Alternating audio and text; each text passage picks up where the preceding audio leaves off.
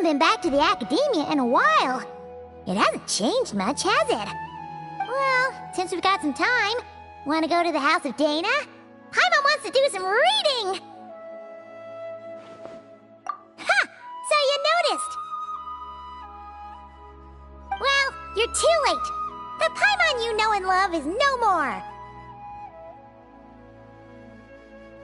You're looking at Paimon Plus.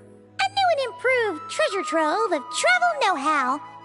Paimon Plus would like to find some new books to peruse. A gracious traveler like yourself wouldn't leave her companionless on her quest, right? Come on, this way!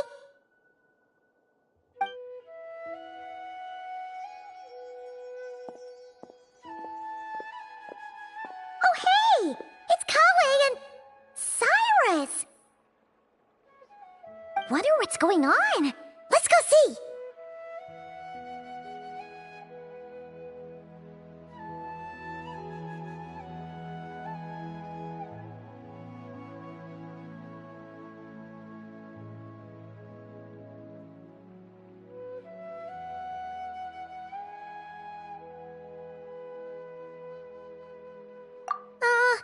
Well, you know what they say?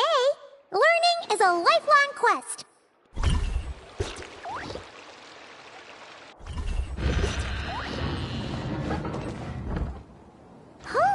We haven't been back to the academia. Well, since we've got some time, want to go to the house of Ha!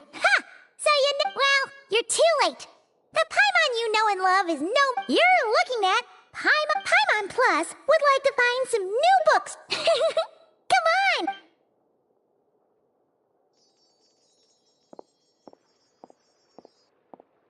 Oh, hey!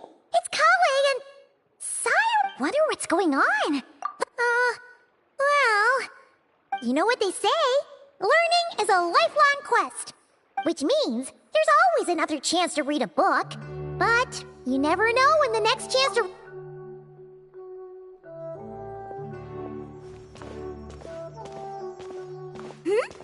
Traveler, Paimon? You're back in Sumeru? Oh, hello, you two. It's been a while. Looking to spend time with some old friends? Yep.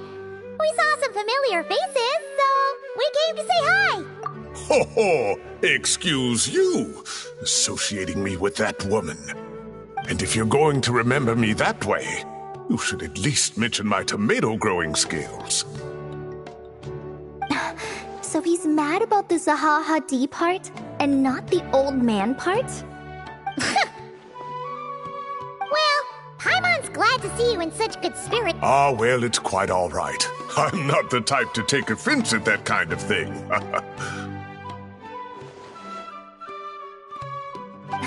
You definitely are. Anyway, what were you and Kale chatting about just now?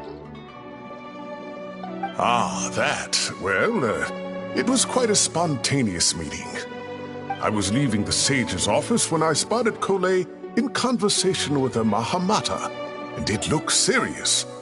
I thought something bad might have happened, so I hurried over as soon as the conversation ended. But as it turns out, our Kale is moving up in the world, The academia even hired her as a consultant. Wow! That's incredible! Oh, it's nothing, really. Look at that, so humble. Takes after me, she does. Not at all. Not at all. No, wait. I didn't mean that to sound like I don't think you're humble, Mr. Cyrus, because, of course.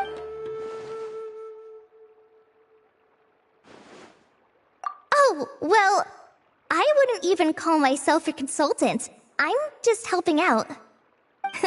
Now that the new semester has started, a lot of students and scholars are doing but it can be dangerous for those who don't have a lot of experience in the wild. So, the academia is planning to establish an agency that provides guidance on outdoor survival and rescue for people who need it. Oh, Paimon gets it! So, you're here to explain rainforest survival as a representative of the forest rangers. Yeah, pretty much. Of course, when it comes to tips on deciphering mechanisms or defeating monsters, that's for people who are far more senior than me to handle. And speaking of which, since we're short on manpower, the person in charge at the academia said we're still accepting newcomers. If you're interested, you're welcome to join and share your insights. Ah, seizing the moment. Well done, Cole. Recruiting someone as capable as the Traveler is a great idea. Oh, and just between the four of us, the academia has set aside a... Well, since Kali's thrown her hat in the ring, we should help out too. What? Great! We're all supposed to meet up in Aru Village later, so I guess we'll regroup there. I was kinda worried, since Master Tainari isn't around to help this time, but now I feel... Yeah! Even if you don't trust the academia's eye for talent, you can trust ours for sure. And mine, of course. I have as good an eye for people as I do for tomatoes. Well, there you have it. Thanks, everyone. Oh, speaking of Tainari, how are things with him and the others? Good, thanks. All the forest rangers are doing great. Oh, but Master Tainari did mention that Sino and Sethos were heading to Gandharvaville. I'm not sure if it's for work or something else. Huh, knowing them, could just be to play some cards. I'm not sure. Apparently Sethos is bringing someone else with him too. But with my academia commitment, I didn't have time to ask for more details. Huh, well now Paimon's curious. Should we go check things out, Traveler? That's true, and I'm sure they've missed you. Now that is how it should be between friends. Getting together to play cards or enjoy a meal. Yet here I am, stuck with Nephis, who only ever calls to talk about research. Well, I won't delay your reunion any longer. Until next time. Goodbye, Mr. Cyrus. Take care. Alright, I should probably get going too. See you later, guys. Come find me in Aru Village when you're ready. Looking forward to seeing you shine, Kali.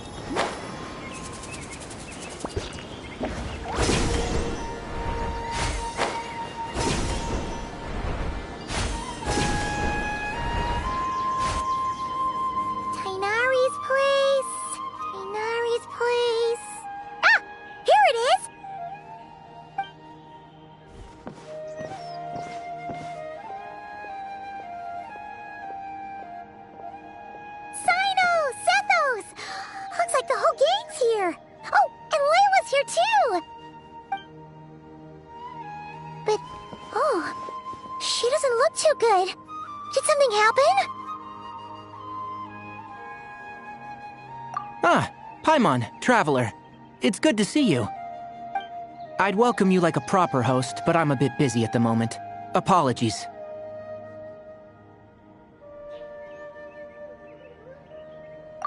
No need to look that worried. My observations indicate Miss Layla's condition has improved quite a bit. There's no danger to her mind. She's just fatigued and needs some rest. Excuse me for a moment while I blend some calming incense. I'll let you two explain the situation. All right.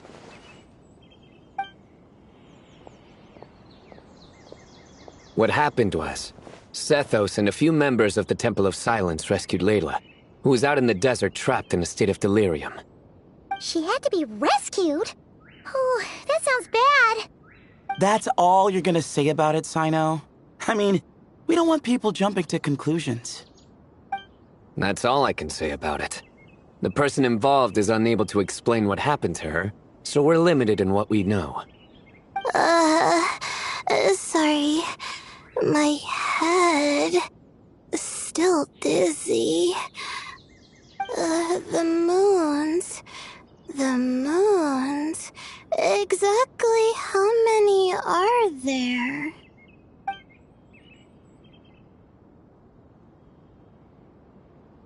She's been repeating that phrase over and over again, but she can't seem to remember what happened to her. We tried a few things back at the Temple of Silence, but we couldn't recover her memories. Her symptoms are kind of similar to researchers in the Satyavada life state. So we brought her to Tainari to see if our veteran forest watcher had any other ideas. Tainari is pretty much our last option, so let's hope he can help. The good news is, even if restoring her memory is a no-go, we can help with the headache at least. Jur was in a similar state when we found him, delirious and mumbling to himself, but he's more or less back to normal now. Sorry, I should give you some context first, huh? We should let Miss Layla get some rest. Come with me, you two, and I'll introduce you to the other victim of this incident. Good idea. I'll wait for Tainari here and keep an eye on our patient. All right then, this way.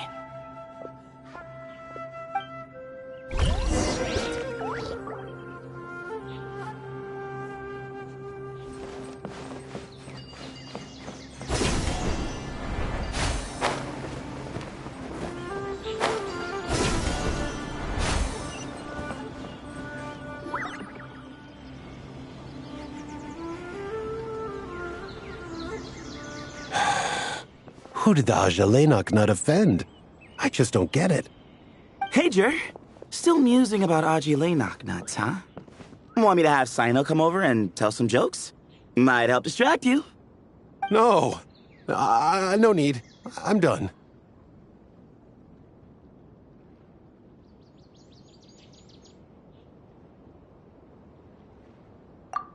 Don't encourage him. Well, sorry for interrupting the Aji talk, buddy. Next time, just say, Aji, hey knock! Hold on. So, what's the deal with the Ashilenok nuts? Other than the bad Sino jokes. We'll get to that. But first, introductions are in order. This is Jur, a member of the Temple of Silence. And you remember the Traveler, right, Jur? Of course. I'd never forget a participant in the Rite of Duels or the hero who saved Sumeru. Awesome. Could you go over what happened to you one more time, Jur? Our valiant hero is going to help us get to the bottom of this.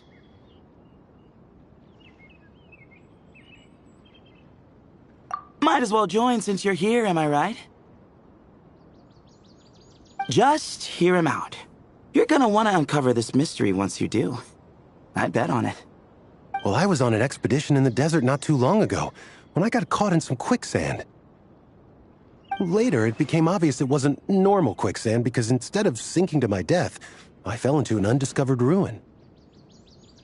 In my panic, arms and legs flailing about, I suspect I touched some things I shouldn't have. because in that brief moment, an enormous amount of information came surging into my mind. I would hesitate to even call it knowledge, because my brain had no capacity to process the information. To use an analogy, it would be like trying to stuff thousands of Agelenok nuts into a small water skin without it bursting. Sorry again with the Agelenok nuts, I know. It's fine. We're getting to that part of the story anyway. True.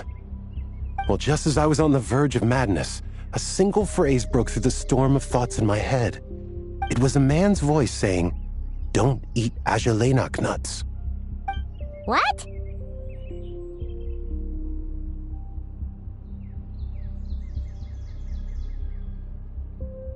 I know it's hard to believe, but that's what happened. I was saved by the phrase, "Don't eat Agelenok nuts." I'm not sure. I'm not even certain it was a man's voice. It's hard to remember now that I've been repeating it so much myself. Anyway, the good news is I no longer feel like my head is going to explode. Of course, the bad news is that phrase has been stuck in my head for the past few days.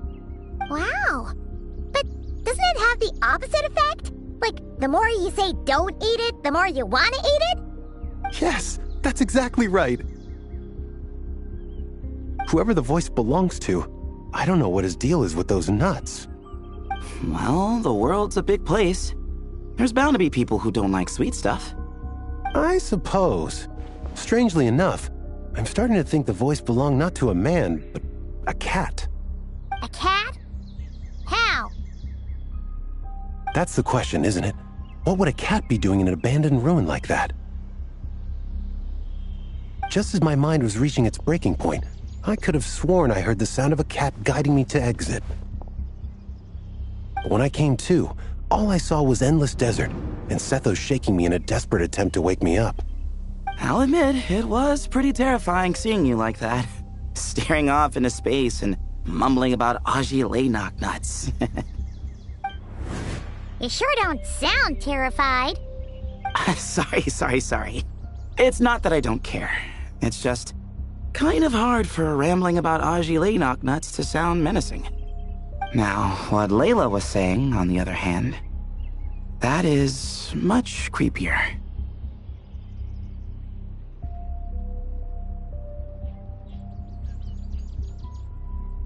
Exactly. The unknown is what breeds fear. Agelenok nuts are familiar. But the moon suspended above us at night? That's about as foreign as it gets. Well, we don't know that for sure. There could be a whole other world inside an Agelenok nut, with a moon of its own. Huh. I guess. Agelenok nuts are not to be underestimated. Right, yeah, of course. Won't catch me disparaging the mighty Agelenok nut. No, sir. Huh. So, a similar thing happened to Layla then? Yeah, I think so. I was in a hurry to rescue Jur, so I put a marker on the incident site so we could go back and investigate. When his condition stabilized, we doubled back around to check and...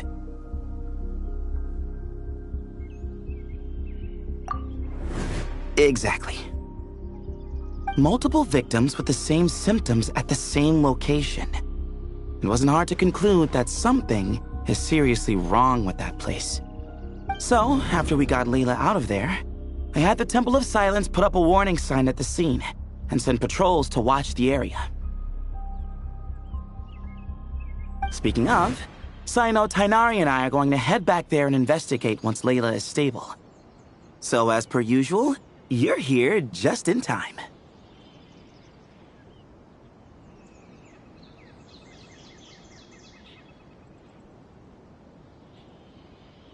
That's for sure. But there's another reason I want Sino and Tainari involved in this. Because the story doesn't end there. Right, Jer? Oh, yes. Where was I? The Agelenok nuts butted in and I...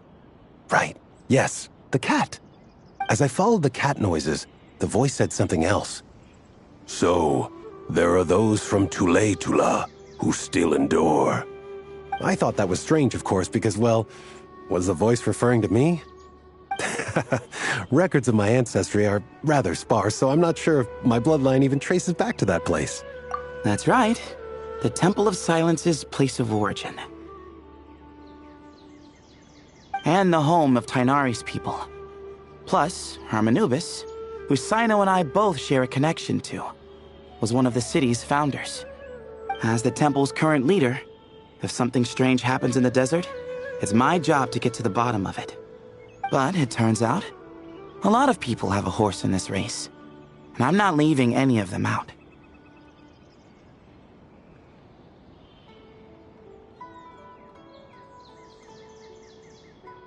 See? Knew you'd join. But yeah, that's all we know about Jer's situation. Tainari should be done on his end. Let's head back and check on Miss Layla.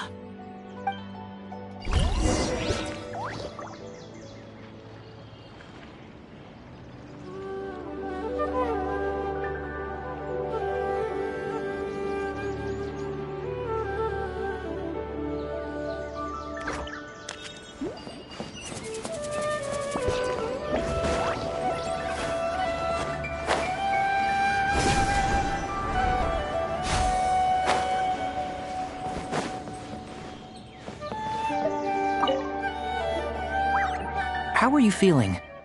But don't speak if it's too taxing. It's fine. I'm much better now, thanks. I feel like I haven't slept in 2 days, so pretty much back to normal. Whoa, whoa, whoa. That's your normal?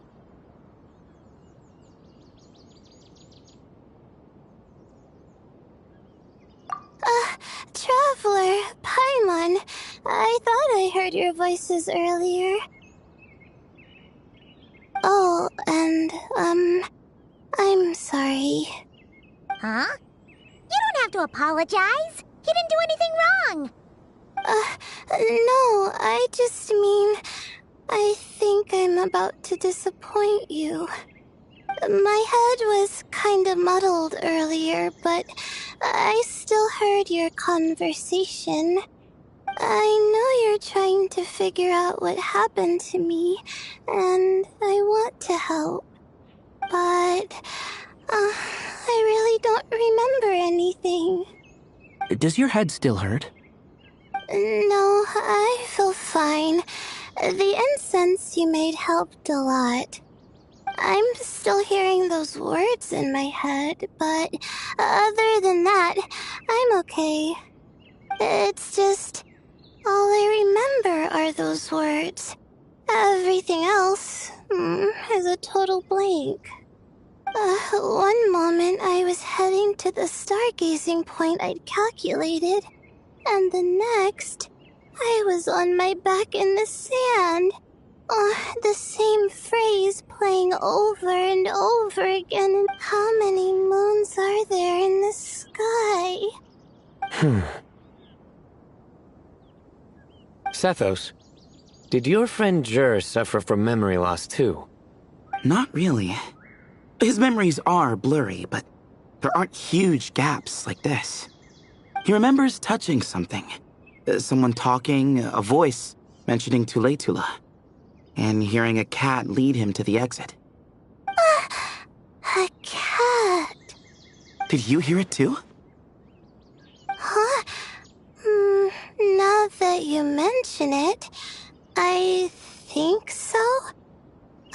It was so soft. I thought I was imagining things. Which means, at the very least, what the two of you experienced while escaping the ruin is consistent. A single sentence repeating in your heads, and the faint sound of a cat. Still not a lot to go off of. Agreed. Oh, is your head hurting again, Layla? No, I was just thinking. Maybe my memories are blank because I was sleepwalking at the time. Sometimes My friends and classmates tell me about things I don't remember doing, or places I don't remember going. I don't talk about it a lot because, well, I don't even know how it happened. But I don't want my personal circumstances clouding your judgment. So I just wanted to mention that. Ah, I see. Well, thank you for telling us. But I don't think we need to dwell on that for now.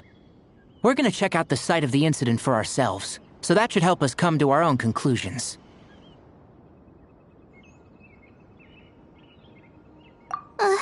Okay. Then could I come too? I have to know what happened to me back there. Sure, but on one condition. You need to be in tip-top shape before we head out. If your condition isn't stable enough before then, I'll have to figure out something else. Of course. No problem. Well, I'm more concerned about Tainari. You sure you'll be alright in the desert? You say that like I'll evaporate on first contact with sand or something. Call it curiosity. If this concerns my ancestors, I want to figure out what's going on. Anyway, as long as I take things slow when the sun's out, I should be fine with the right preparation. Besides, it's a good idea to have a doctor on hand in case of emergencies. So long as our doctor doesn't become the emergency. Well, if that happens, I suppose I'll just have to rely on the kindness of my entourage to haul me back home. Alright, well, that all sounds good to me. Let's meet in 2 days like we agreed. Jer and I are gonna head back to the Temple of Silence to do some research in the meantime. See you in a couple days. Sounds good.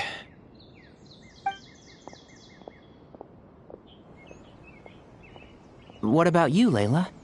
If you feel like you need more rest, I can arrange a room for you to stay in.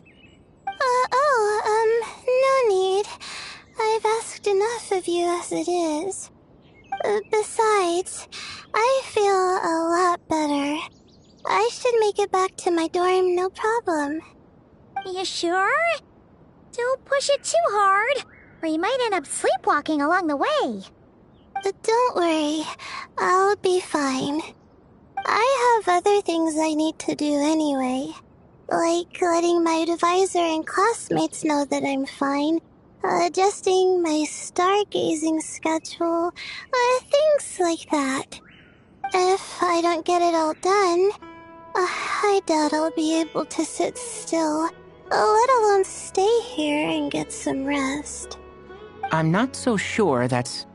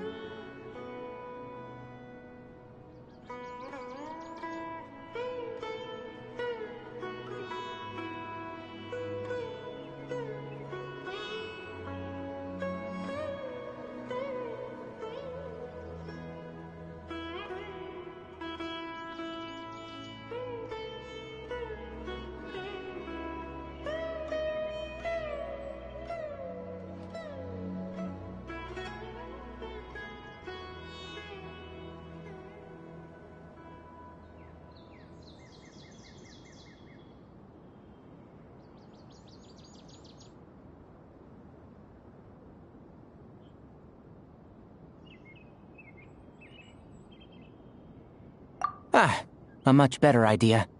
Thank you, Traveler. Of course, if anything starts to feel off, come back for a checkup right away. You'd better listen to him, Layla, or he'll feed you tasteless slop as a punishment. Punishment? You're the one who caught a cold. You're supposed to eat light when that happens. Besides, with your nose stuffed up like that, you couldn't taste anything to begin with. Huh. Is that so? And here I thought it was an intestinal issue. Should have seen that coming. You're off the clock, so now it's time for puns, huh? Oh, brother, not this again. Don't worry, Paimon. I understand. If you want me to stop, then Then? you'll have to call a plumber. Tell them someone's gotta pipe down.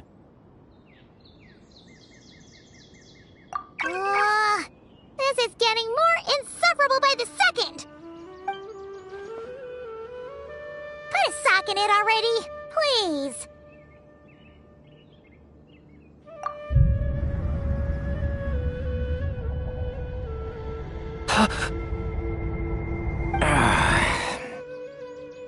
Paimon's done with this game. You win, okay? Let's just get out of here. Please. All right, you stay safe. I'll try to stay sane.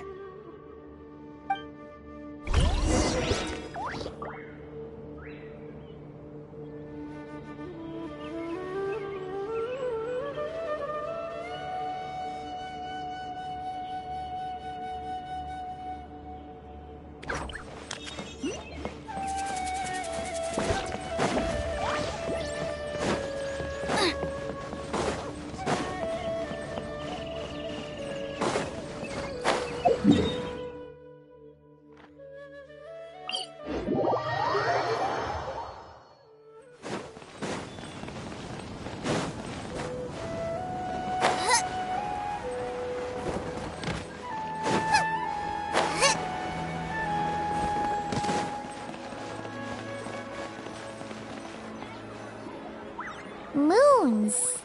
As you lay knock nuts. Moons. As you lay knock nuts. Are the moons going nuts?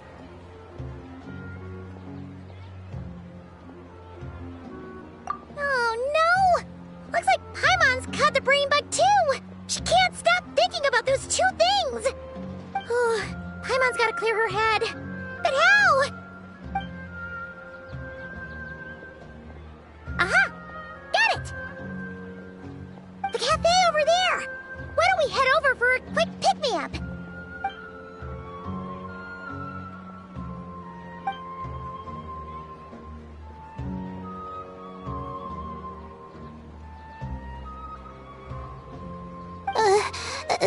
Sorry. I feel kinda tired all of a sudden. Wait! Is it because of all Paimon's muttering just now? Oh, sorry. The coffee will be Paimon's treat, okay? Hey! You make it sound like Paimon's stingy or something! Well, she'll just have to show you her true colors. Yeah! Starting now! You sit tight and take care of Layla, Traveler. Paimon's gonna get us some snacks and coffee. Be right back. Don't go anywhere in the meantime.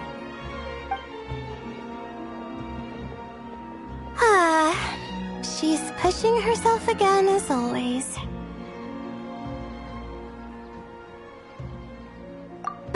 Saw right through me, huh? I apologize for the sudden emergence, but I didn't have any other options.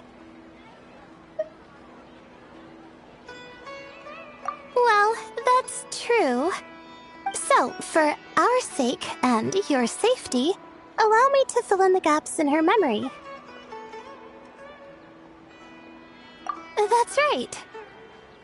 Layla was already in bad shape, stressing about her new study topic, focusing on the stars instead of her surroundings.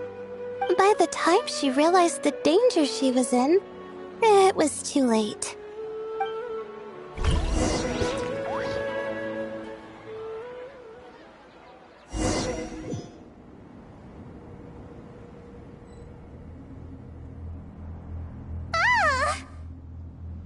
Quicksand near the ideal viewing spot?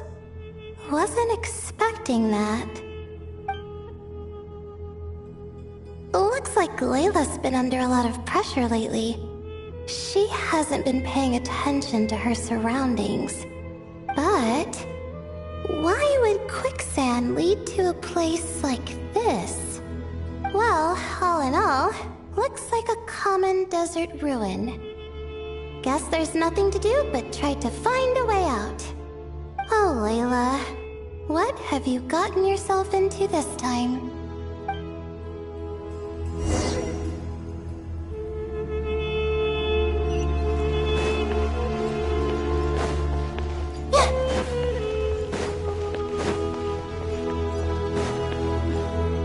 I think this door can be opened using the device next to it.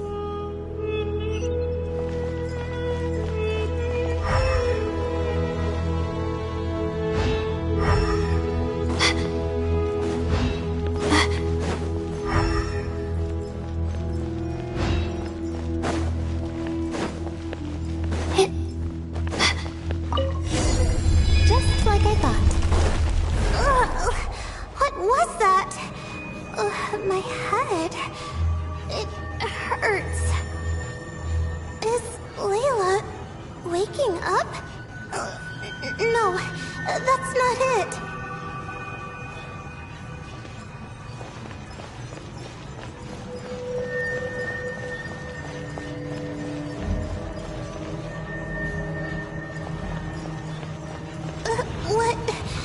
What's going on? It's too much. I don't understand.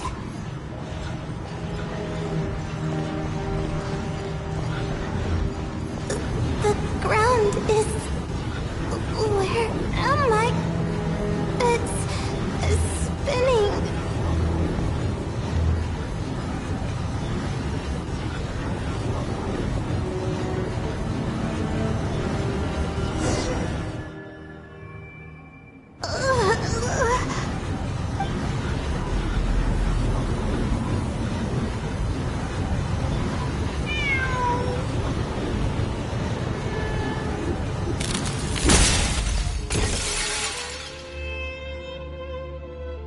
How many moons are there in the sky?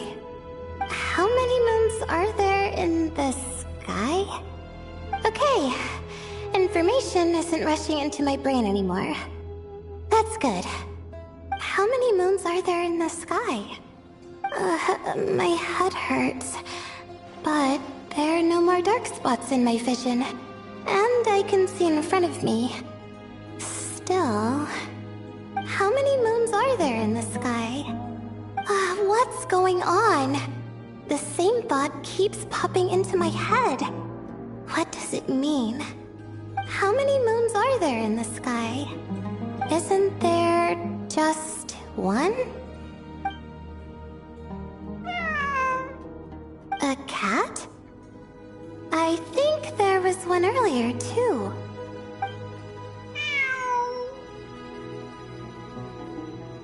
I'm not hearing things. It really is a cat.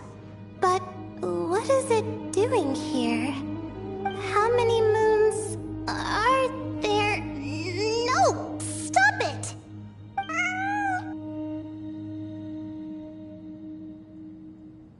Does it want me to follow its cries? Well, it's not like I've got other options. Come on, Layla. You can do this.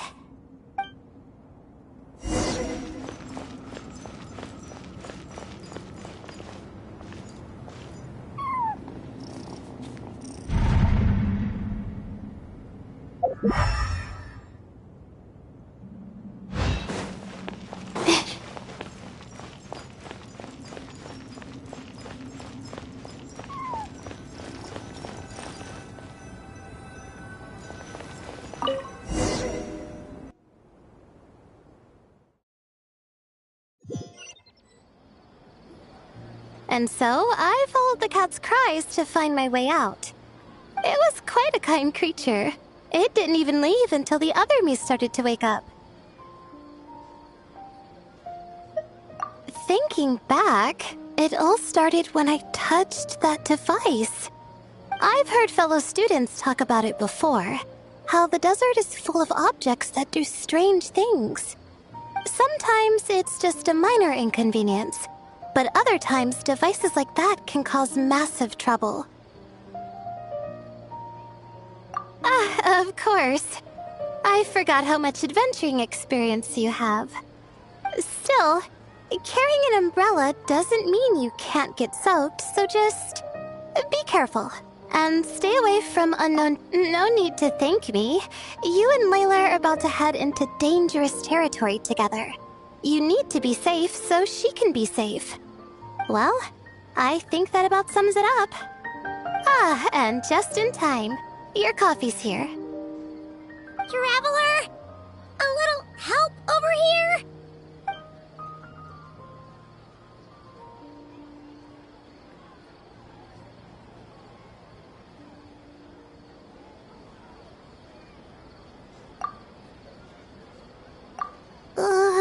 Huh? Did I fall asleep? Wow! Paimon didn't even know she had such an impressive skill. Ha! Does that mean since Paimon bought this coffee, it would just make you sleepier? A beverage that puts people to sleep. Better saved for work hours, I think. What? So you can nap on the job? Who does that? Huh? Oh.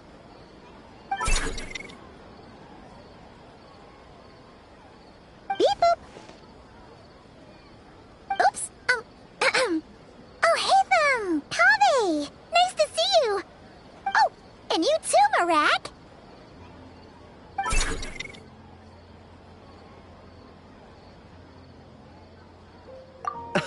Sorry. Hope we're not interrupting anything. Miss Layla, you don't look so good. Is everything all right? Oh, I'm fine. I was sleeping just now, so I'm still a bit... Ah, I see. And we woke you, didn't we? I'm sorry. We shouldn't have been so loud. No, you didn't. I didn't mean it like that. Sorry.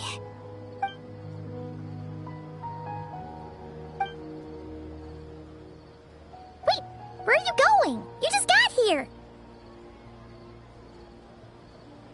I'm going to do what I came here to do. Which is? Buy coffee beans.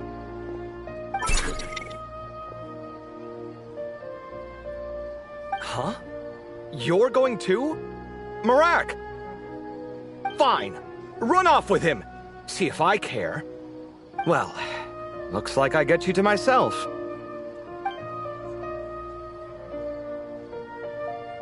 It's been a while, hasn't it? How have you been?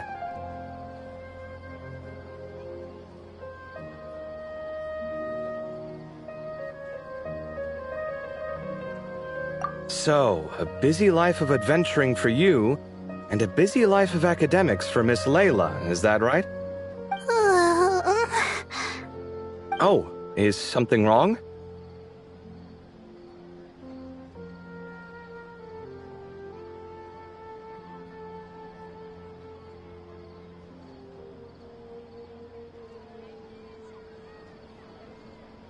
Ah, the desert's not always the friendliest place, that's for sure. And from the look on your faces, I'm guessing this problem's not resolved?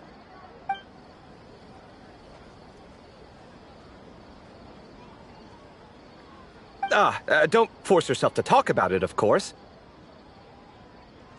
But I've worked on several projects in the desert before, so if there's anything I can do to help, just say the word.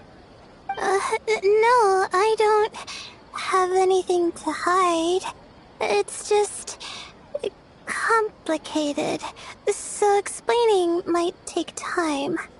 Ah, well, lucky for us, I've got that in spades. Yes, you have been quite sedentary recently. Excuse me? I've been going about work as normal, thank you. And, might I add, you do way less work than me. I do the amount of work that is required of me. Ah, yes, you and your stellar work ethic. The stuff of legends.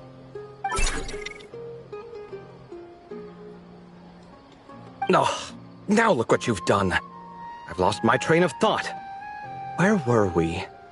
The problem in the desert. Wait, you were listening earlier? Oh, we're giving the silent treatment now? Mature, very mature. Continue, Miss Layla. I'm curious as to how this incident unfolded.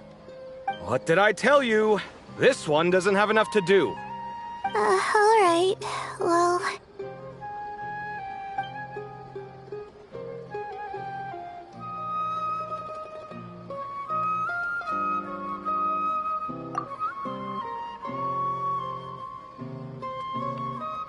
Could you still use some extra hands on this investigation team of yours? Huh? You want to join, Mr. Kave? That's right. I think my experience studying desert mausoleums could be of some use here. Al-Haytham's expertise in ancient languages could be helpful too. Besides, I consider you all to be my friends, and friends are supposed to help each other out. Wait, I'm involved in this now? Oh, please, I know you. Half the battle was over the minute you said you were curious. We couldn't stop you from joining if we tried. Well, you've got me there. Besides...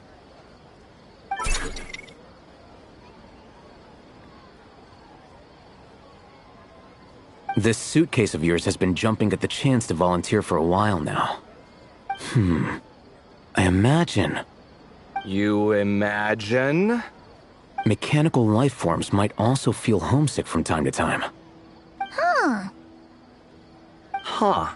Now that you mention it, Marak's core was a component sourced from the desert. That could prove useful. You're sure you want to come with us? It could be dangerous. Oh, I'm sure. All the more reason to recruit as much help as possible. It's important to count on friends at times like these. Our pleasure. It's a plan, then.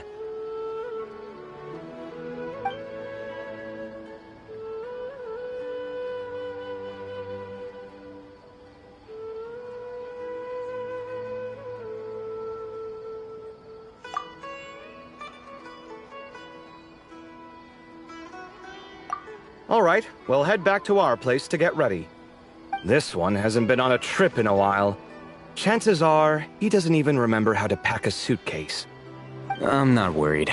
It'll get done. Somehow. Would it kill you to help every once in a while? I do help. It's called moral support. Oh, of course. And I am ever so grateful. Goodbye, you three. We'll see you soon!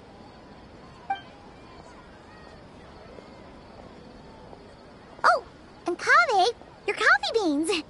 You were too busy glaring at Al-Haytham, you almost forgot them!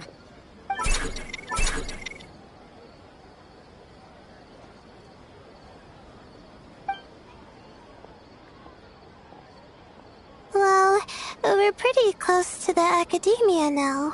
I should be fine from here. Thanks for the coffee, Paimon. I feel much better now.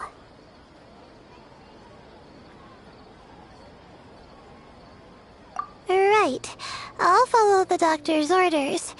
Or try to, at least. With the blessing of the stars, I hope we all get a good night's sleep.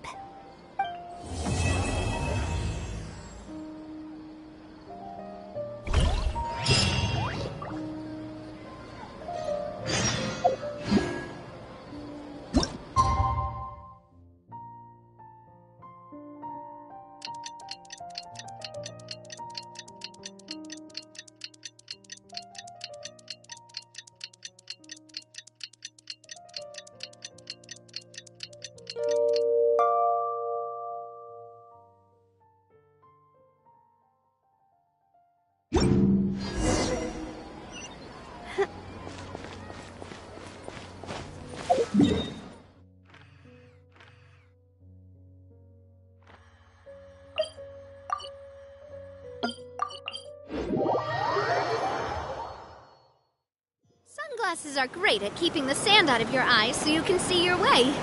Except at night. Then you can't see anything at all. Looking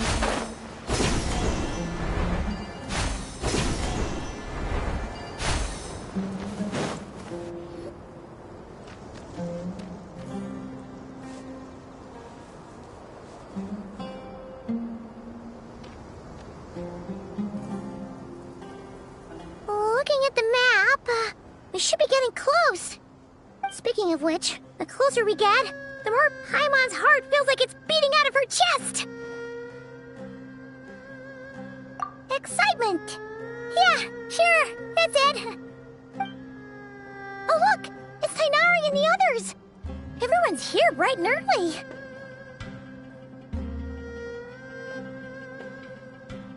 Yeah, the desert's a pretty harsh environment. Better to travel at night and beat the heat. Hey everyone, we're here! Ah, right on time.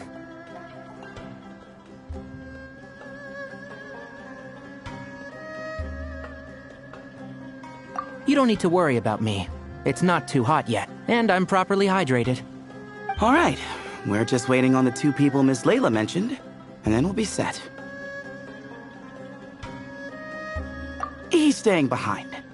If we don't make it back after a certain time, he'll be in charge of rescue operations. You can count on me. Nice! You thought of everything! Oh, and Cyrus said he'll be in Aru Village, so he's also available if we need help. Haha! Amazing! Having people to watch our back is making Paimon a lot less nervous. Yeah, I did. After hearing about what happened, my advisor gave me some time off to rest. So, my studies are on hold for now. Then, does your advisor know you're back in the desert to investigate?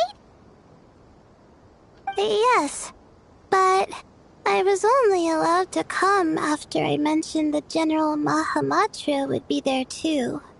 Haha! Quite the reputation you've got there, Sino. Something wrong? You haven't said a word this whole time. Are you in a bad mood or something? No.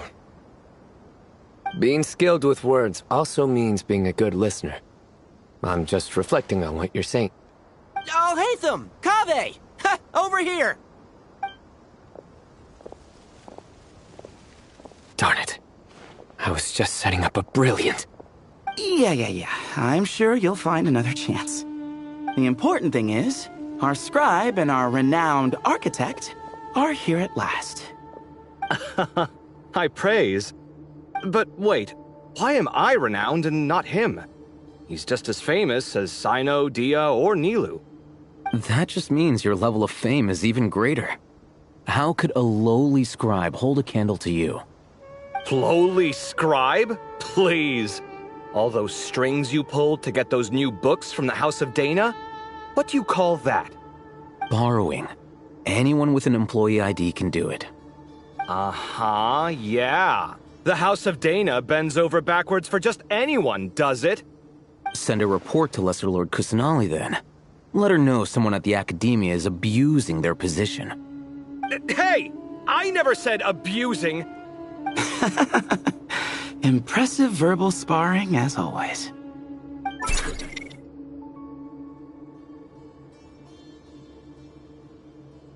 Oh, hello to you too, Marak.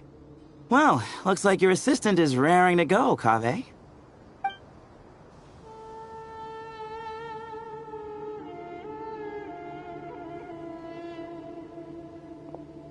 So, I say we get this show on the road. No sense delaying the inevitable.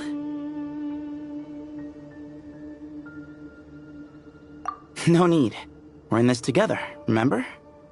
Sure. This is the entrance, yeah? Yes. Perfect. Then, if we're all set, let's get moving.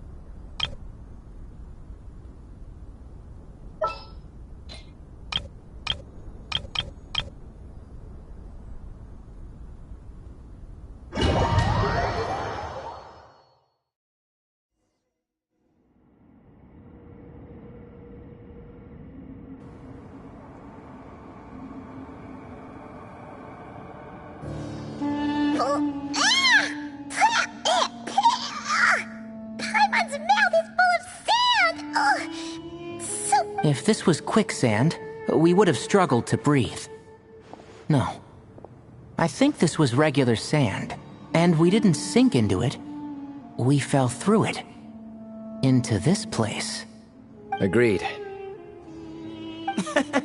In other words, sounds like a you problem, Paimon. Ha ha, very funny. No, wait, Paimon's the only one. Ha! See? What? I'm the only one with sand in my shoes? Yeah, right.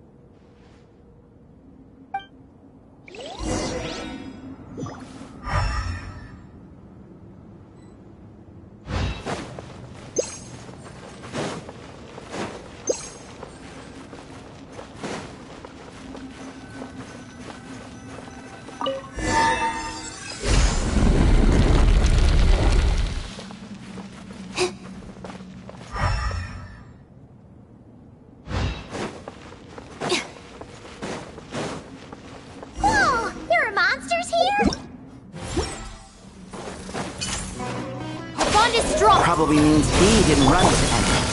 Because we're just unlucky. Not the best sign of what's to come. He'll be fine. Let's just use up all our backup. We will be over.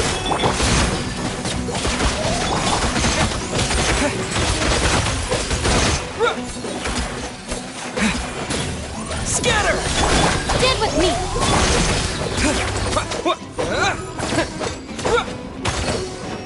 Springboard! Let me weave you a verse. Rain outlines your fate.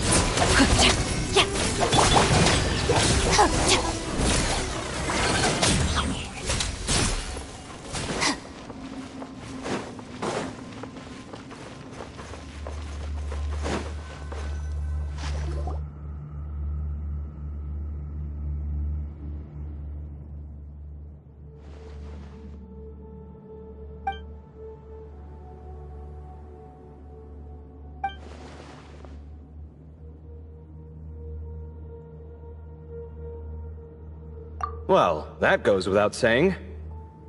Fair point. There's just one problem, though. The only way forward is through that door. Oh! Is it time to hunt for a key? Paimon loves this part. Don't worry. With our adventuring experience, we'll find it no problem. Let's get searching!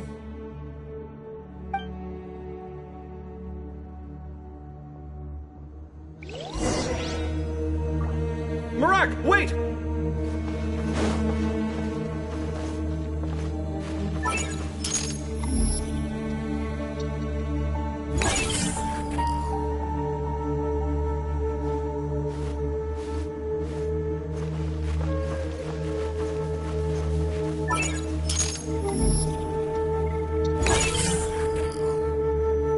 Marak seems interested in these jars. Go smash them. Ah, well, we would hate for you to have to lift a finger, Your Highness.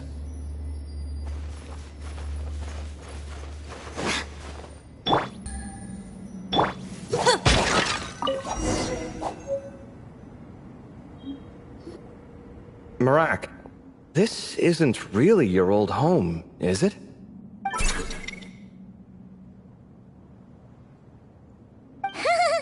No idea what that means, but Marak does sound pretty happy.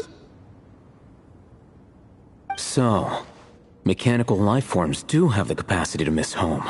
A novel discovery. Well, with Marak leading the way, we should be safe, right?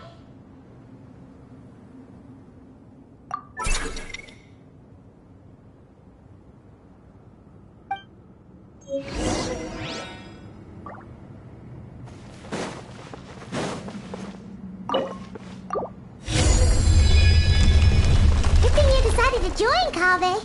Otherwise, our investigation would have ended at that door.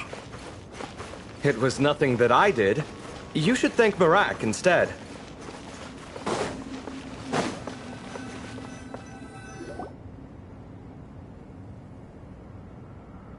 Hold on. At this rate, Paimon's gonna lose her title as best guy to a mechanical suitcase.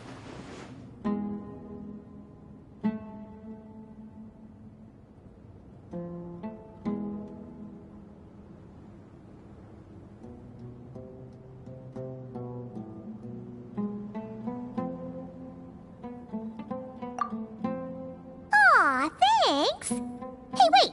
What do you mean, useless? Well, no weird mental symptoms so far.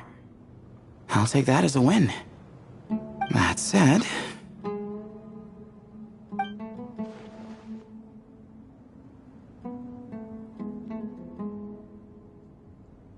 There are 3 doors here. So, we split up. Divide and conquer. Otherwise, this whole thing is in ruins. No pun intended on that last part. I swear. Yeah, that might be our best option.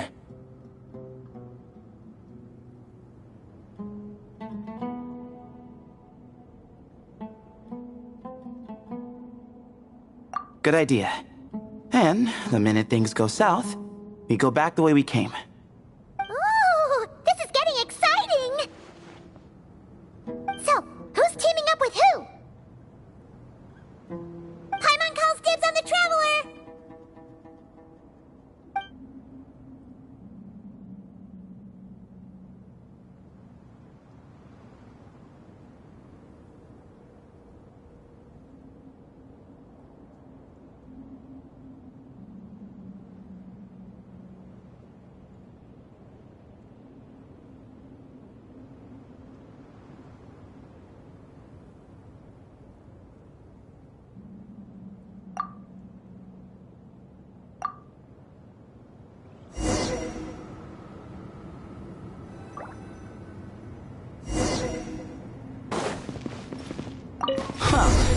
This takes me back. The last time we were in the desert together, the 2 of you came all the way out here to gang up on me. Oh? Sounds like someone's holding a grudge. Just what I like to hear. If you're still hung up on that last one, just name the time and place. And we'll have ourselves another thrilling... duel. Huh. What's with the awkward pause? This chamber is huge. I can't even imagine what it's... Oh. What's wrong? I seem to have stepped on some kind of... stone slab. Huh. There's a pattern on this, but it's hard to make out with all the dust. Huh? Look! The shape seems to match the markings on the ground over there. Let's slot it in and see.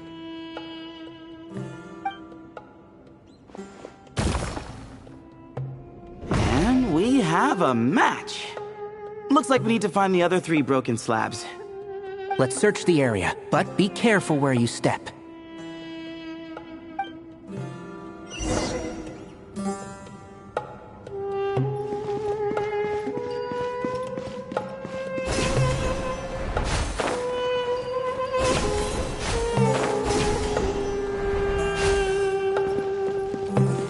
Ooh, got one.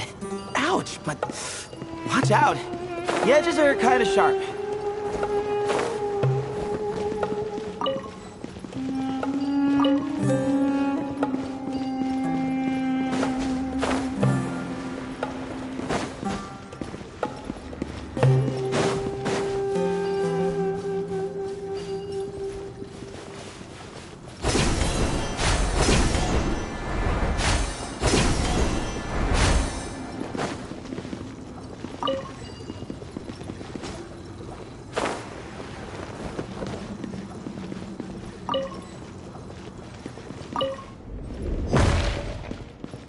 Keep up.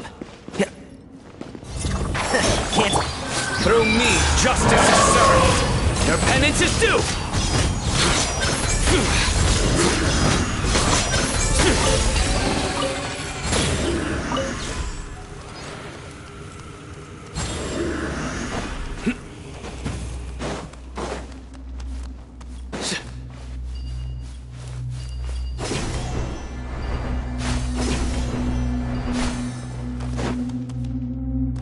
got the third piece.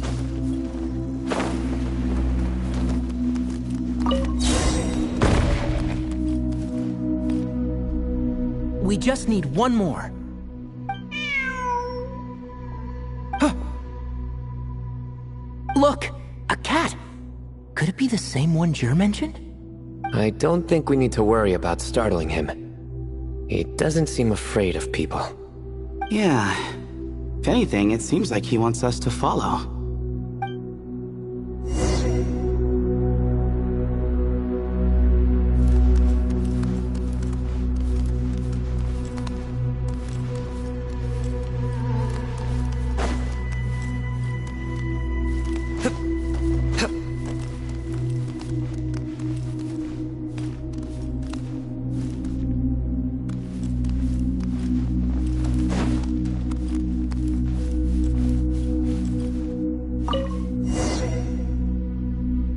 Oh, he led us to the last piece.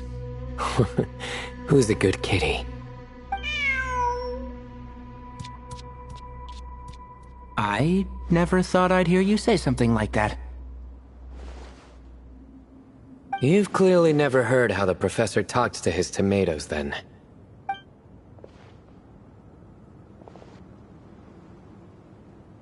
All right, well, that's that. Now, we need to figure out how to get rid of all this dust. Behold, the great Vayu Viastra. Be honest. You've been waiting to say that for...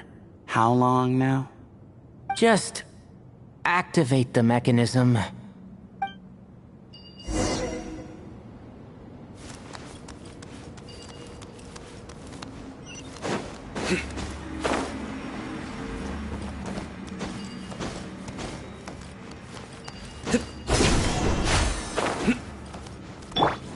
One with the forest.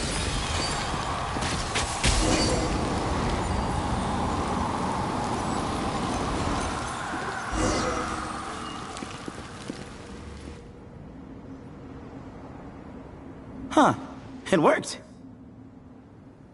It's a picture of... 3 Hermanubises? That can't be right. The ears aren't vertical. Oh, true. And the looks fall short.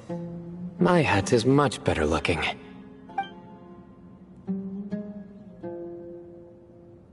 A goat, an ibis, and a crocodile. Oh, wow. Our botanist knows more than just plants. Riveting observation. I was just thinking. These 3 figures look a lot like the 7 pillars of King Deshret. That's right. These are our colleagues. Our what now? You sure about that? Just kidding. But what I meant by that is, these were Hermanubis' colleagues back then. The middle one is the Goat King Hereshef, Minister of Ministers, the god Amun's most trusted chancellor. Records say he was the deputy king of the Desert Sands, chief among the 7 pillars. Someone even more impressive than Hermanubis? I wonder if that ever got his goat. Sorry, couldn't resist.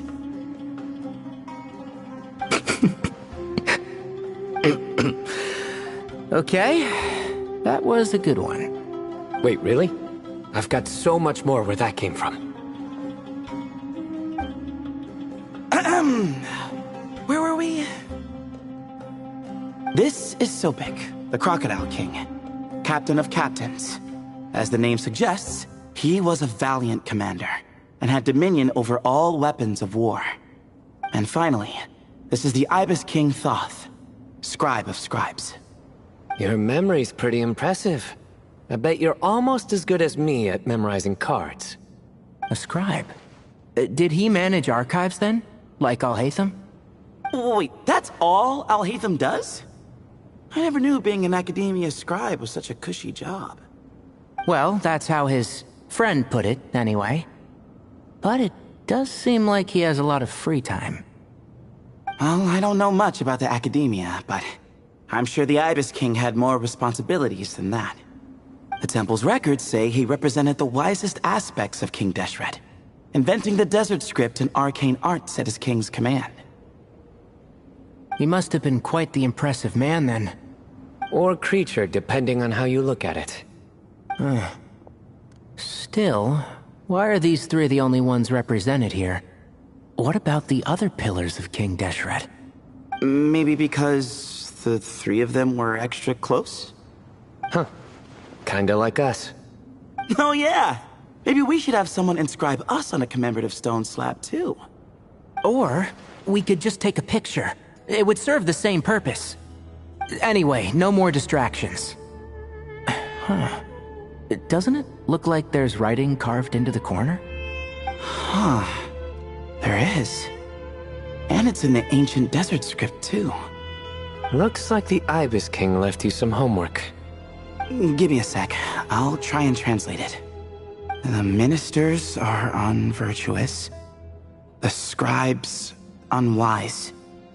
The captains unworthy. My end is not humanity's end. Hereby bestow upon you all a far side of eternity. Wait, so they went to Aru? It doesn't sound like it was their idea. The far side of eternity is said to be the final land of dreams for all desert dwellers. But if such a place did exist, wouldn't it also be an inescapable prison? Yes, and based on the writing here, it's clear King Deshret wasn't pleased with these three. This gift he bestowed upon them seems more like a punishment. Such is the power of a king, I suppose. Which means the goat's the one who got in the end. Huh. Yep, not as good the second time. What? Impossible. Well, looks like that's all we can learn here. Should we keep going? Yes, no time to waste.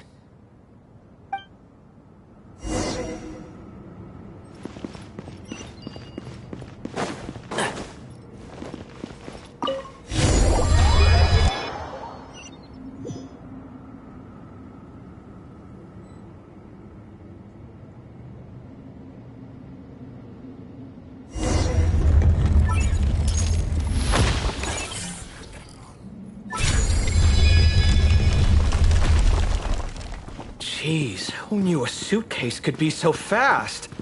Marak is nothing like this when it comes to housework. Hey, wait up!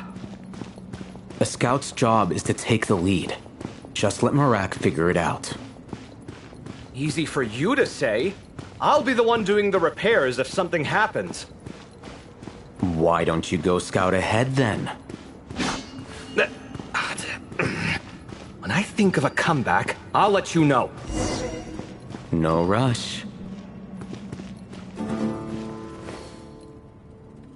Oh, Marak stopped. What is it? Found something? Looks like something covered in sand. Let's get it out then. Come on. Oh, it's a stone slab. Good job, Marak.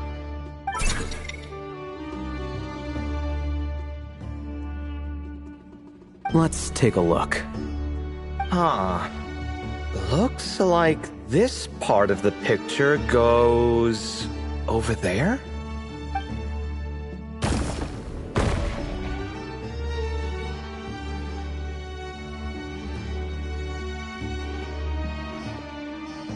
In that case, there must be other pieces. All right, and let's look around. Hey! Why are you sitting down? I thought Marak was helping.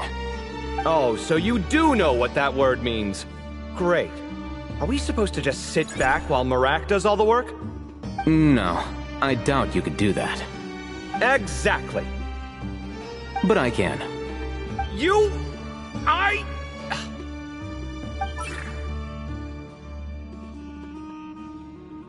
See? It's all coming back to me. How insufferable it is to work with this no-good, do-nothing... We could be more efficient, I agree. I'll work on this piece. You take care of the rest.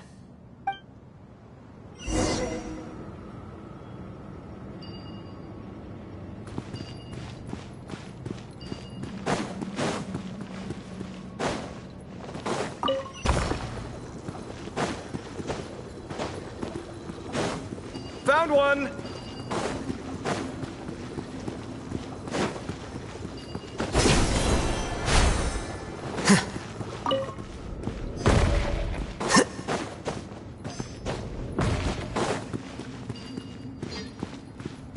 Good teamwork! Looks like we found them all. The pieces fit together like a glove. But we can't see what's on them. Turn around. Huh? Look. Oh, I've seen this before. It can create strong winds. Just what we need to clean off the slab. Come on, let's... Hey! Don't worry about me. If I sit here, I won't be in the way. Oh, you don't want to be in the way? Then sit right in front, so the device can blow you straight back to Sumeru City.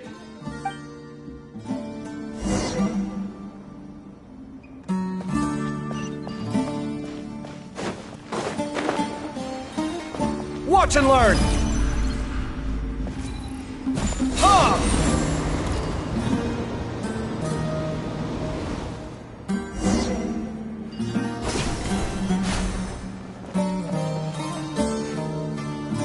Done. Huh. That's one big cat. And there's a shattered crown. I think it's depicting some kind of story. Look, there's writing too. The Ibis King answered the young noble, granting him the wisdom he sought. But the fragile crown was shattered by lies in the end. Here I leave the name, Gudars. Gudars? I've seen that name in a history book before. He was a young noble who sought to save his realm, and a king who once united the desert. That's right. Although his methods were rather shameful. During his long reign, he betrayed his family and the nobles who supported him, only realizing the error of his ways after his enemies left him nowhere to turn. But by then, it was too late. Seems like a common occurrence across history. Different people, same mistakes. It's an inevitable pattern, destined to repeat itself.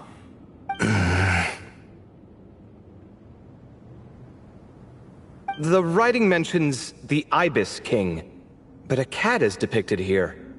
Does that mean... So far, what's depicted on the slab seems true to history. In which case, this cat is either a proxy for the Ibis King or a manifestation of said king himself. Exaggeration is a common method ancient records use to highlight a being of higher status. And as we know, Layla and Jur both heard the sound of a cat while escaping the ruin. You're saying the Ibis King, one of the legendary 7 pillars of King Deshret, is here, still helping those in need? I'm saying we can't rule it out.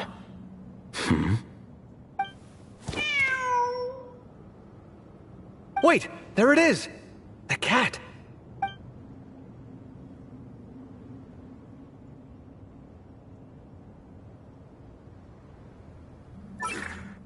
Ah! Marak went after him! The cat's showing us the way forward. Come, let's follow. Okay.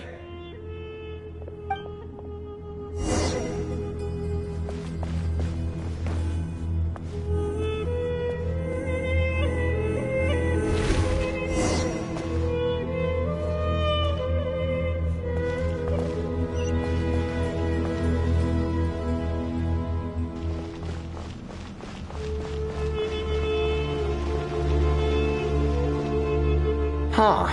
The cat's... gone. Yes, but look where he led us. Oh. Another slab. It looks similar to the last one.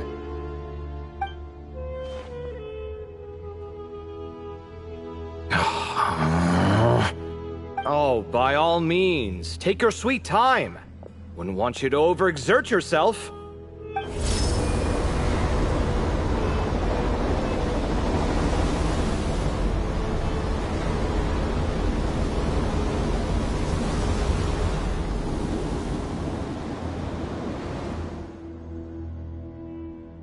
Huh.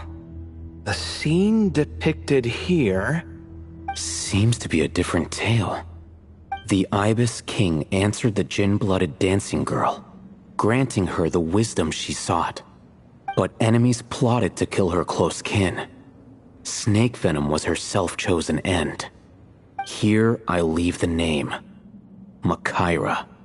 The Temptress of Woe? You've heard of her? Of course.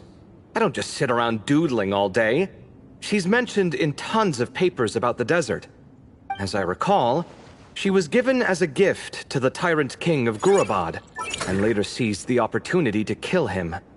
After getting her vengeance, she reigned as queen for many years, until her enemies attempted a coup, and she took her own life. That's more or less the version I've read as well. It seems this queen also had dealings with the Ibis King. Yeah, I'm starting to find this whole granting wisdom business a bit concerning. I mean, considering how Gudars and Makaira ended up, it might not have been a good thing.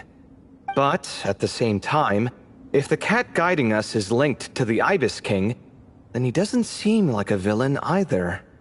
People are complicated.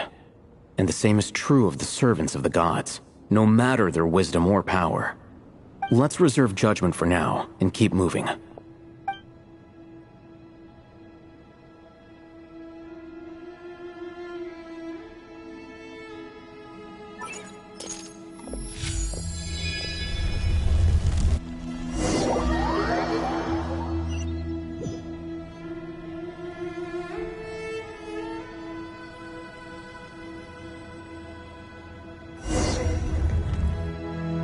Oh, Paimon meant to ask earlier. Have your memories come back, Layla?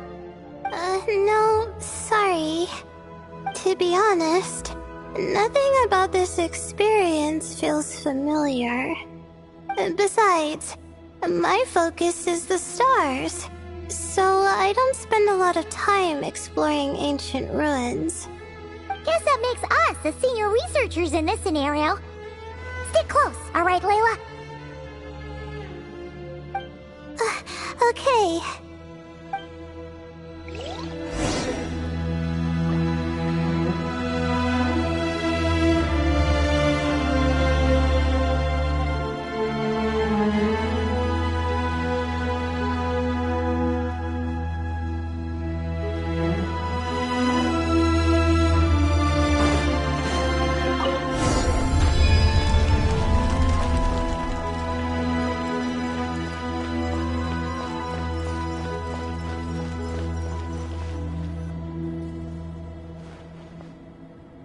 Wow, what a tall ceiling. Yeah, but for such a big place, it's so empty. Like no one ever lived here. Sure must have been boring to live in ancient times, staring at ceilings all day. Now that you mention it, I've heard some people used to draw star maps on their vaulted ceilings. Some might even make them transparent to better observe the movement of the stars. It sounds so nice. Stargazing from the comfort of your own home. Wait a second. I think I see something up there. Huh? How is Paimon supposed to do that? Oh, right. Flying. Duh. Alright, sit tight, everyone! Adventurer Paimon will be right back!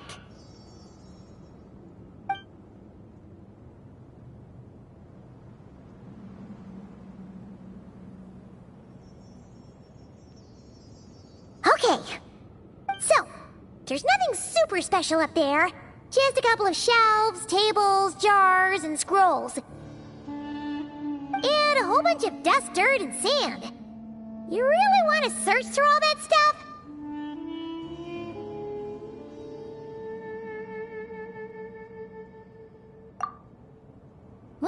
when you put it that way. Come on then, let's see what we've got. Paimon's hoping for something super valuable. Thanks. I'll stick close.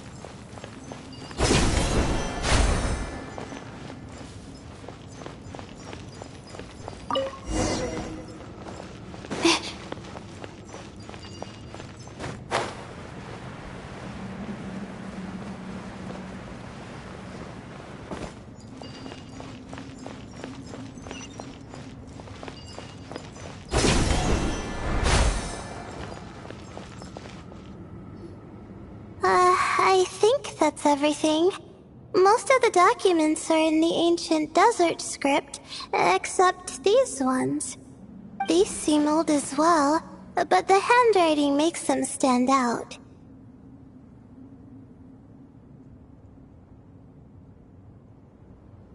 Right! Let's arrange them in chronological order before we read through.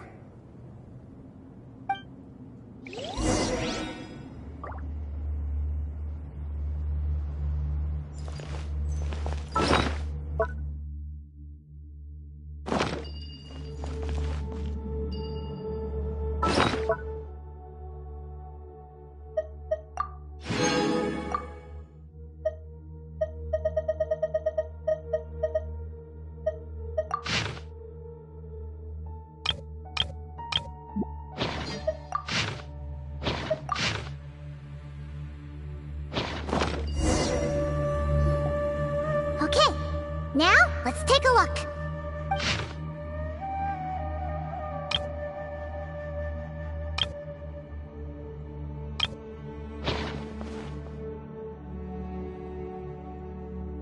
Maybe this person fell in by accident, like Mr. Jur and me. Yeah, maybe.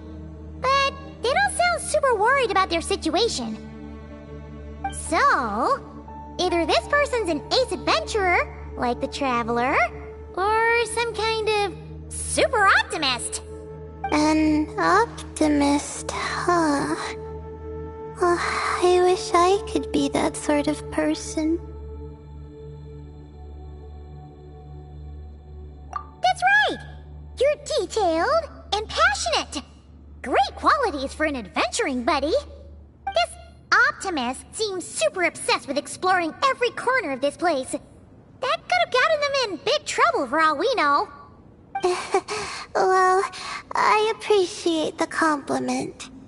It's almost magical how words like that can make you feel like you can do anything. I only wish that magic could last a little longer. Until I figure out my new study topic, at least. Oh, looks like you were spot on, Paimon. See? Told ya! That's what happens when you don't think things through. And all this talk about seniors and juniors, he was a student just like you, Layla. Whew, he sure talks a big talk for a student, though. You'd think he was some kind of old scholar instead. Huh. What is it? Did Paimon say something wrong? No, not at all. I was just thinking, and this might sound rude, But the way this person speaks is just so... you noticed too. I mean, it's good that he helped treat his companion's wound, but it didn't seem like it was out of kindness. More like he was looking out for his own self-interest, or thought he could get something out of it. I don't know. Maybe I'm reading too much into it.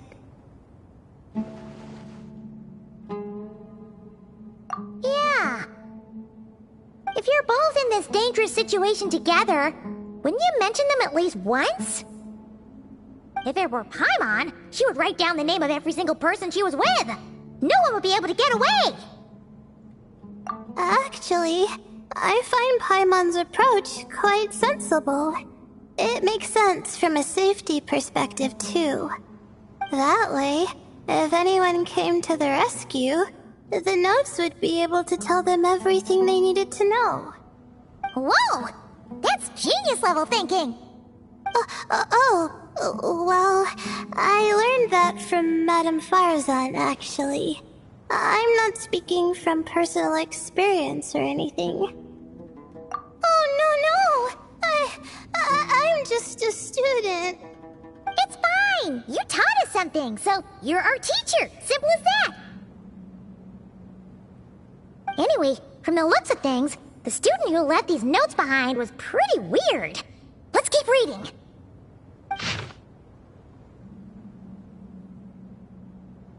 Whoa! Hang on! That's a lot of information. Paimon needs a moment to take this in. The Ibis King. So... did this person actually meet the Ibis King here? Sorry. Who? Jeez, not again! Stop teasing her, Traveler! You know she was asking about Nefer. Anyway, Nefer's, a friend of ours. And she's mentioned the Ibis King before, but not in much detail.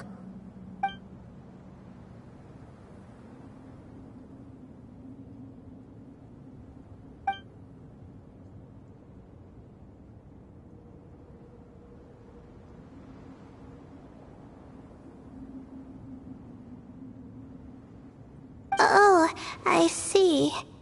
Well, that's not too surprising. Most people in Sumeru know about King Deshret, and most in the academia have at least some knowledge on the Seven Pillars. Legend has it, King Deshret ruled the desert at the head of several wise retainers, guiding their people to pursue the limits of wisdom. He also left behind treasures for future generations, which continue to be relevant in nearly every research discipline. Now, this message indicates this student and his senior were rescued by the Ibis King. But to think it's possible to meet him in a place like this... We don't know when these notes were written, but didn't the Seven Pillars disappear a long time? Yeah! The notes made it sound like his powers were restricted. Also, the mention of this form? What is that supposed to mean? I'm not sure. Let's keep reading. Oh, this is the last page. There's even a signature at the end. Well, sounds like they made it out. Guess it was a happy ending after all. Wait, but it says... the Ibis King cannot be trusted. Huh. Our friend said something similar. That the Ibis King was a liar. And the notes did make it seem like something wasn't quite right with him. Maybe he wasn't one of the Seven Pillars at all, but some kind of con artist. Great, Ibis King! If you heard that, Paimon didn't mean it! Please forgive her! Don't trap us here! I think Paimon raises a good point. Let's keep our guard up just in case. Alright. I think that's all the clues around here. How about we... Oh! It's Marak! That means Kaveh and the others should be around here, right? Hello? Anyone up there? Can you hear us? Yeah, we can! You know, sound travels just fine in an empty chamber like this. You don't have to shout. Of course, if you're shouting to express your excitement at being reunited, by all means, pretend I never said anything. Yelling like this is kinda exhausting. Come on, let's head back down.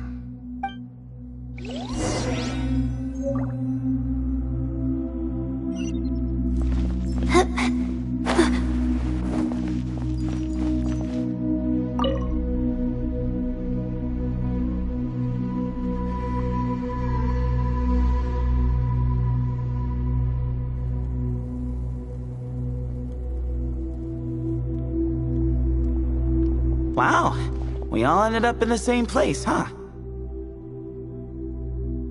Yeah, what a coincidence. Indeed. Or as I like to call it, the chai factor.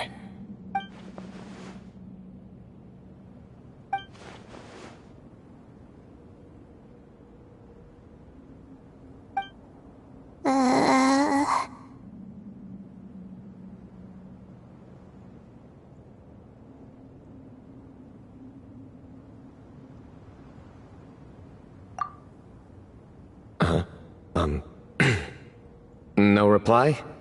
Just say it. All right. Because it's spice to sweet brew again.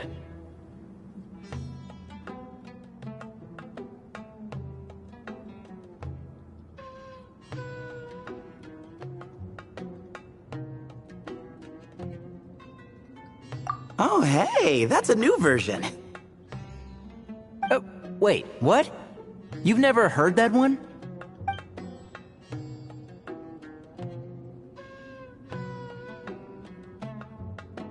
What are you looking for? A place to sit and read my book. Oh, great. What else is new? Well, looks like everyone made it through unscathed. Let's take this chance to get some water, rest a bit, and discuss what we learned. Sound good? Yeah, let's debrief.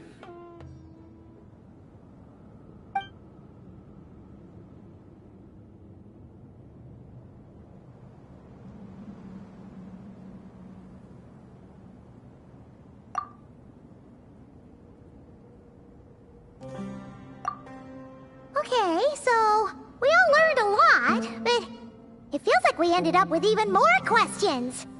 Yeah, but one thing's for sure. This place is tied to the Ibis King in some way. Hey, Sino. You're the current representative of Hermanubis. Can you call him up for a sec? Of course. Just let me sense his presence.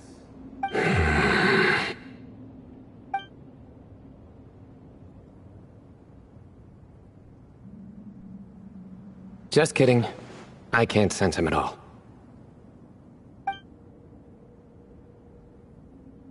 Jeez, Sethos. Did you set him up for that one? What are you, a two-man act?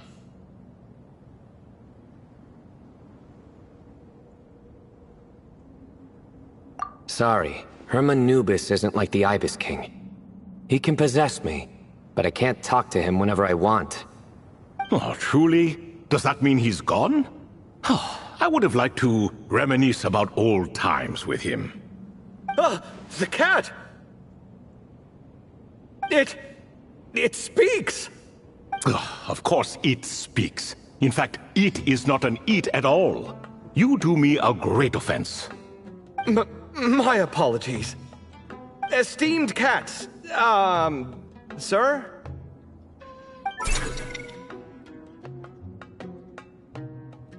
Oh, this little contraption is still here. Contraption? No, this is Marak. Which means you do his assistant a great offense. Huh? Well, I didn't mean... Well, I apologize. I wasn't referring to this Marak, but rather the thing that operates it. King Deshret was quite partial to it. I have forgotten what it was called. It must have had an official name, albeit in the old tongue. Even if I did remember, I would need to translate it into modern language. Ah, it's not important. Marak's a fine name. Even better than the original, if you ask me. Who thought of it? And the remodeling, quite well done indeed. This Marak looks much happier in its current form. Oh, and the components should have model numbers written on them. You can look them up if you're curious. This cat talks a lot. Quite the one-sided conversation. Is this what the Ibis King was like? He seems quite eloquent. I wonder if he plays cards. Ha! I knew Marak was a great name. Go me! Let's see, what page was I on again? Should have brought a bookmark. That all went over Paimon's head.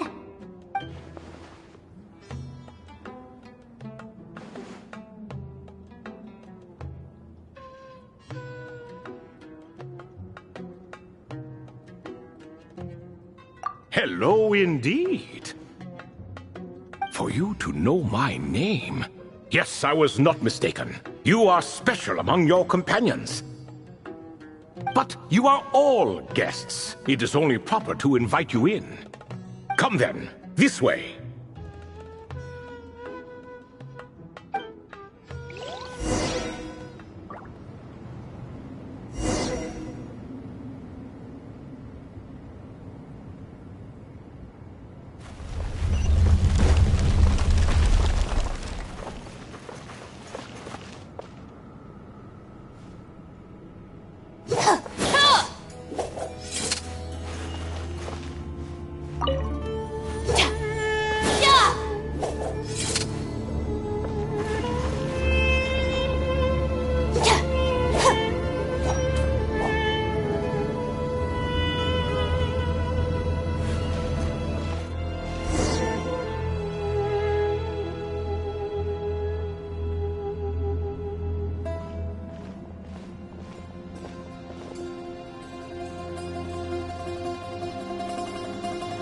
Welcome to my humble abode.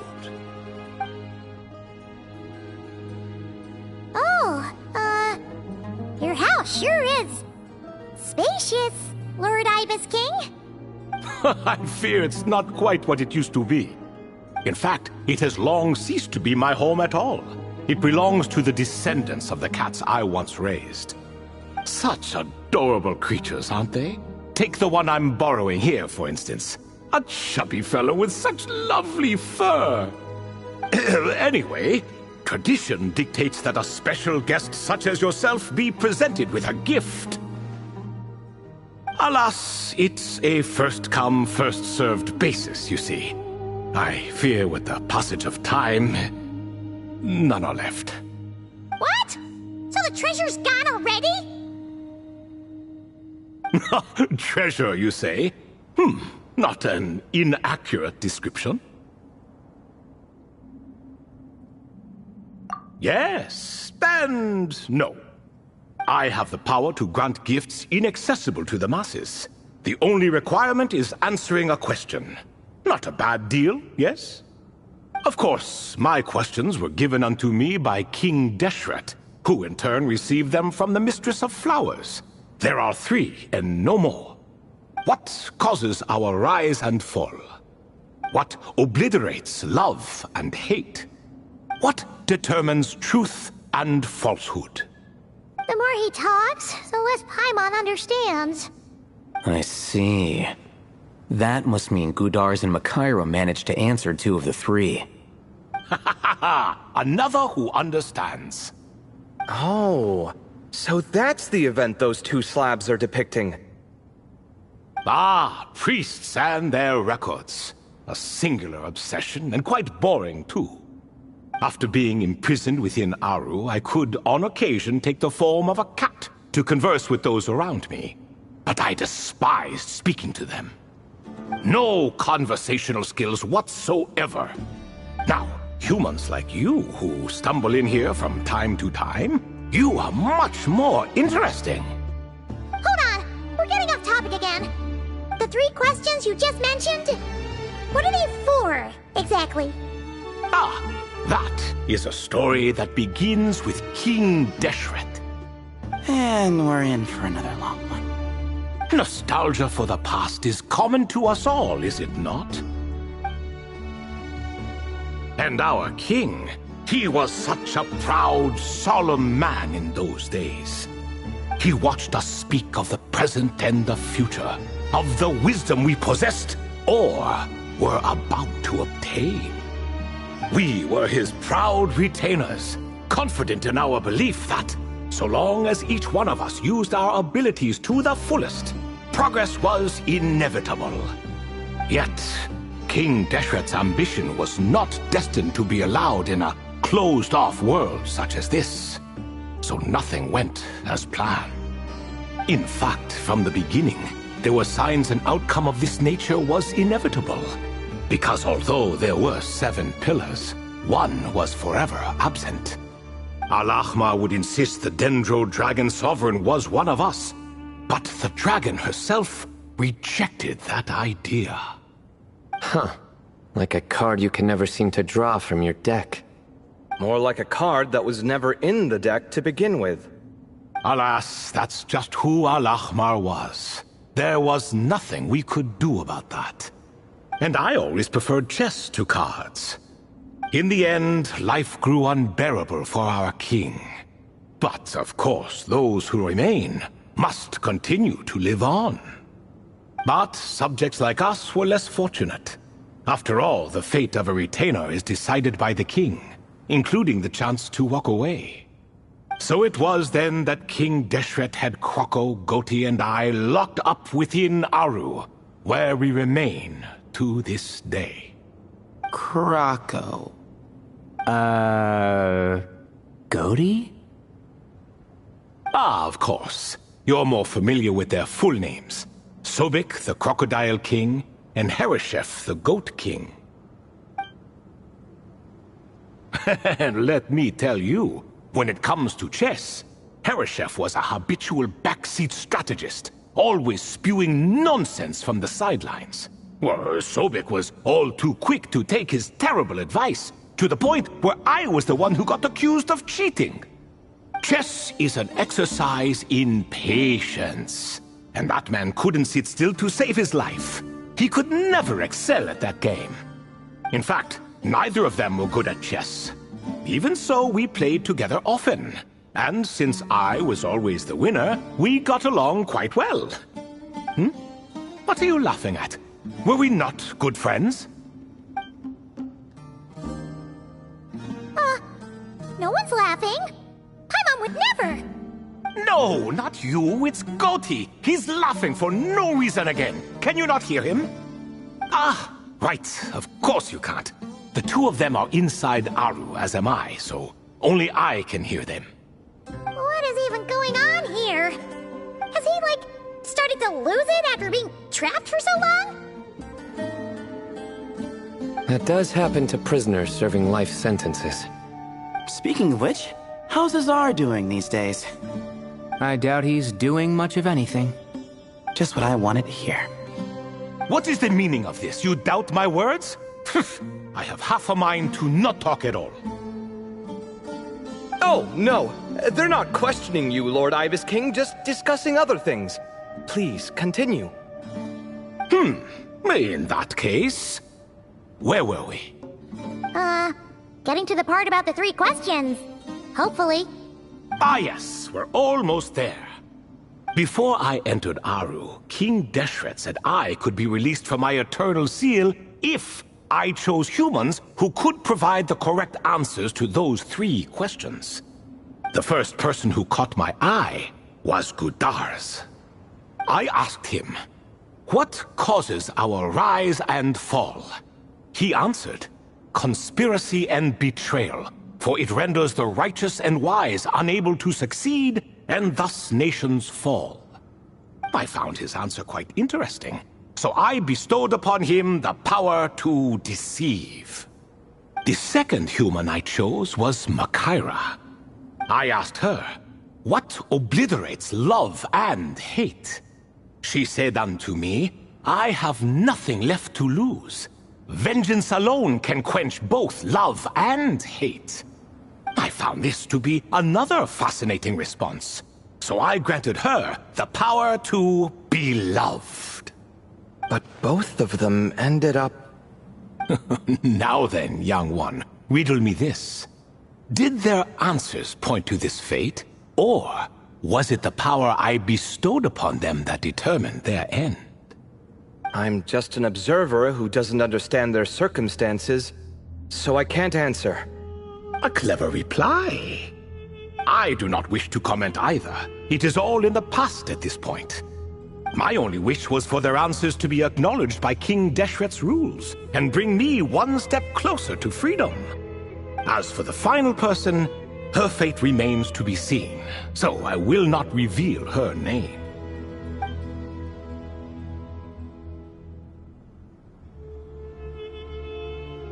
I asked her, what determines truth and falsehood? And found her answer quite compelling, so I bestowed upon her a gift to match. As you can see, however, I have not been freed, so it's clear the answer she gave at that time was wrong. But alas, 3 people were chosen and 3 questions were asked, so now all I can do is wait.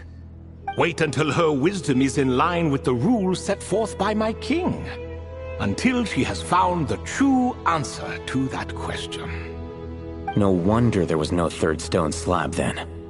Or perhaps you're just not ready to include her in the story. Though that might be a generous interpretation. Well, it's not merely because her story remains unfinished. As the remaining priests of this place left or passed on, there were none left to record the events that followed. Besides, stone slabs are few and far between in the Great Red Sands.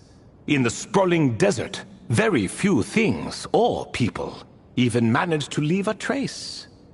But sometimes I can't help but wonder, if that young man from several centuries ago had been willing to answer my question, would I have left Aru by now?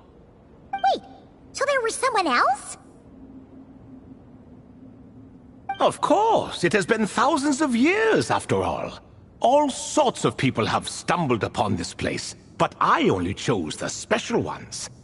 That young man had such a singular intelligence, though his companion, by contrast, was rather average.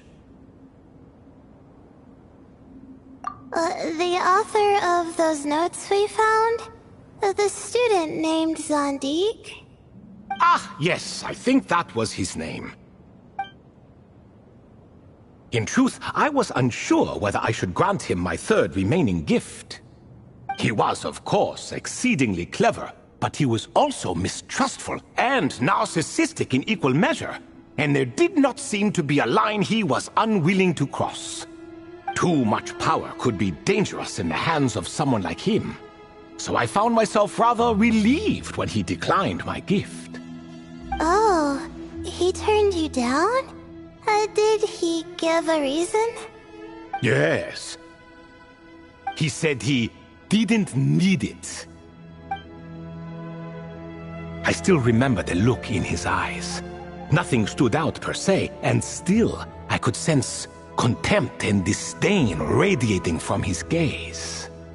I could not give an exact reason, but on instinct I just knew it would not end well to get close to a man like that. So, I tricked him. Stick close to your companion, I said. Only the descendants of Tulatula can come and go as they please.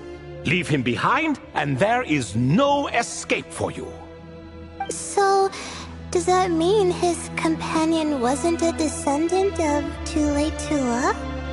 Oh no, that part was true. The lie was in the other half. Anyone can enter or exit this place.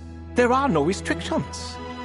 I saw that his companion was exhausted and was concerned Zandik might leave him behind, or worse, that some other accident might befall him. So I made up an excuse to prevent Sandik from going a step too far. Oh, and speaking of, Sandik's companion had the same blue hair and pointed ears as you. Wait, does that mean Layla's also a descendant of Tulatula? Indeed. When Hermanubis founded that city, he took in many who had nowhere else to go. Today their progeny are scattered to the four winds, and indeed are far more numerous than I could have imagined. So the person you protected could have been my ancestor. Yes, yes. You're very welcome for that. Could I ask another question, Lord Ibis King? Of course. I have nothing but time, I'm afraid. Did you also save me and a man named Jur? I did. You two were quite unlucky bumping into a device King Deshret once used to measure human brain power. That contact caused more knowledge than you could handle to flood into your minds. So I replaced that knowledge with simpler, repetitive information. Of course, the side effect being the same thought repeating over and over again in your mind, but that should resolve itself in time. How many moons are there in the sky? Yes, that was the phrase I used in your head. I forgot the other one, though. I believe it had something to do with food. Both were spur-of-the-moment decisions, so no need to dwell on the meaning too much. Oh, I see. Thank you, Lord Ibis King. As I said, young one, you are most welcome. If you're inclined to return the favor, perhaps you could turn off that device so no one else can trigger it? There's only so much a cat's paw can do, so I'm afraid this is something I must leave to you. Or Marak, I suppose.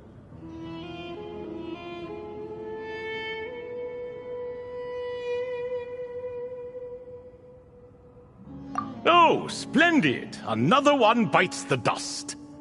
Such is the fate of things here.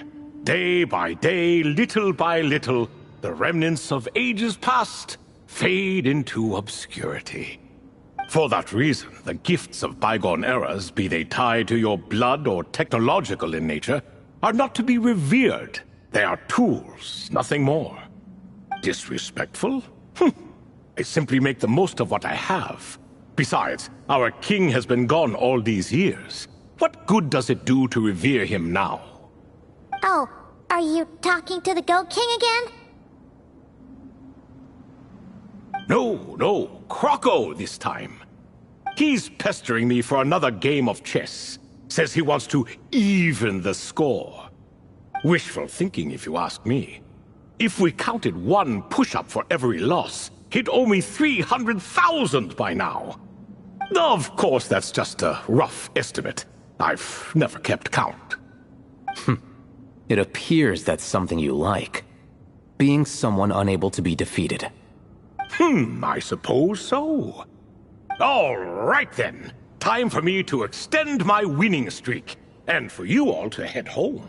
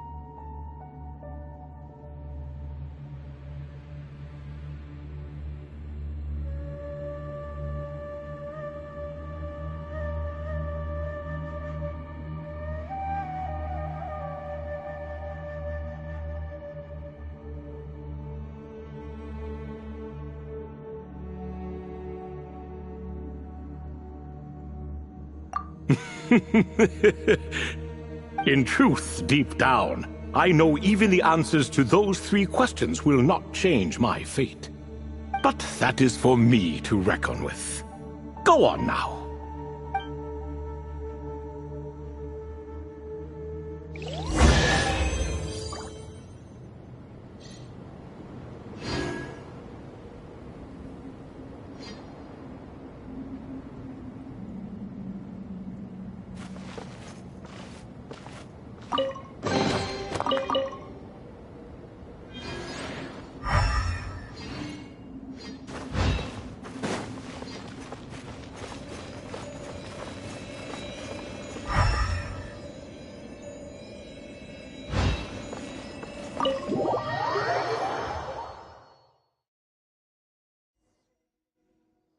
Excuse me, do you even know what time it is? I've harvested 3 crops of tomatoes while you've been gone.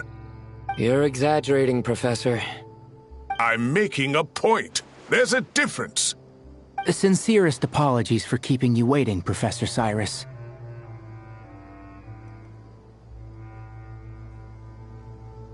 See, that's what I call manners.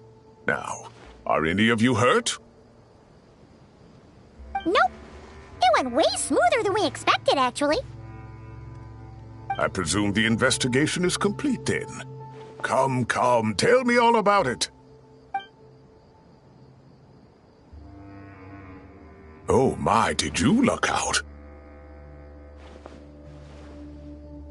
If you've read the work from the Vahumana Dashan, you would know that the Ibis King has, well, let's call it a mixed record. Perhaps he softened up a bit in his old age, and that's why he chose to help you. Or perhaps he just didn't have a good enough reason not to help us.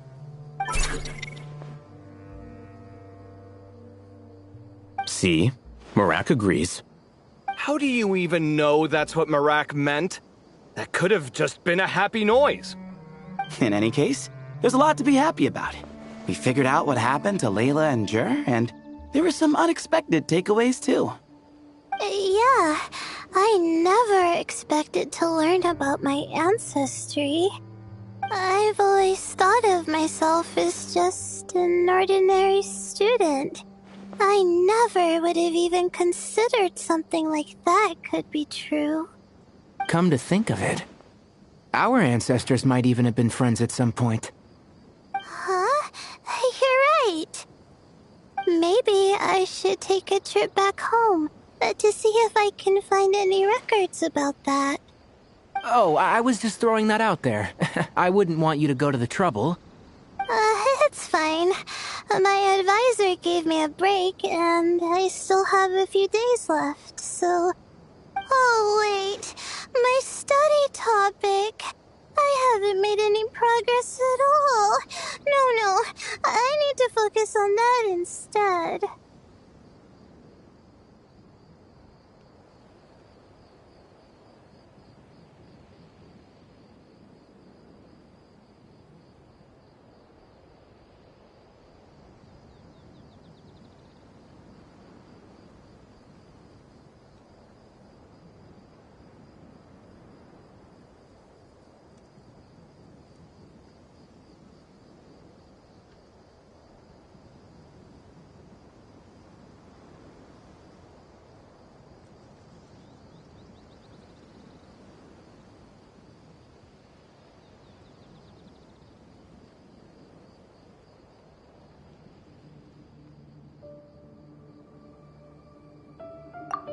Right.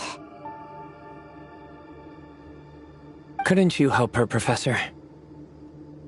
Huh? No, I could never. Me, you say? I'm from the Spatamar Darshan, and I don't think that Nephis or Zahahadi researched the stars. All I have to offer are my homegrown tomatoes. Although I suppose it's not impossible. I can ask a few old friends to recommend some interesting topics. You really don't have to. It sounds like a lot of work. Hardly. A few passing questions while we water the plants? It's no trouble at all. Thank Thank you so much. Of course. Now it's getting late, and you all must be tired. Let's wrap things up here. Some say desert nights are the sun taking mercy on us after the heat of the day. So, let's leave while she still feels merciful.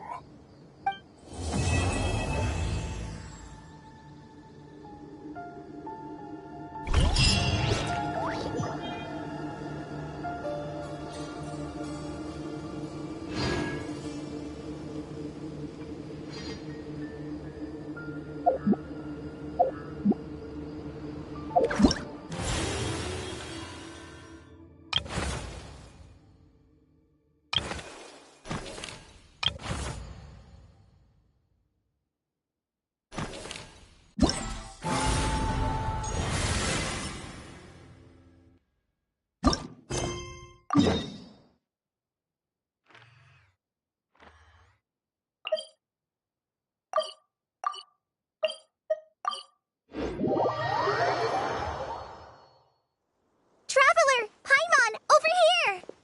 Welcome to the home base of the Fieldwise Center. As you can see, the core projects are already up and running, so we can get to work at any time. Huh. This feels like one of those places light novels talk about. You know, the adventuring hubs where rookies gather to take quests and stuff. Oh, and almost like a school festival at the same time, with everyone getting together to learn and then forming teams to hone their skills. It's so exciting! Well, this place isn't quite as decked out as a school festival, but Master Tainari said the academia plans to be generous with the resources. Anyway, before students and researchers head out on dangerous field missions, they can come here for advice and emergency training. We even have professionals on staff that can join their teams to serve as guides or safety personnel. Yeah, you can think of it like a forward operating base, equal parts theoretical training and field practice. We'll familiarize new recruits with potential challenges in the wild and take them through drills so there's no reason to panic during the real thing. Amber, you're here too?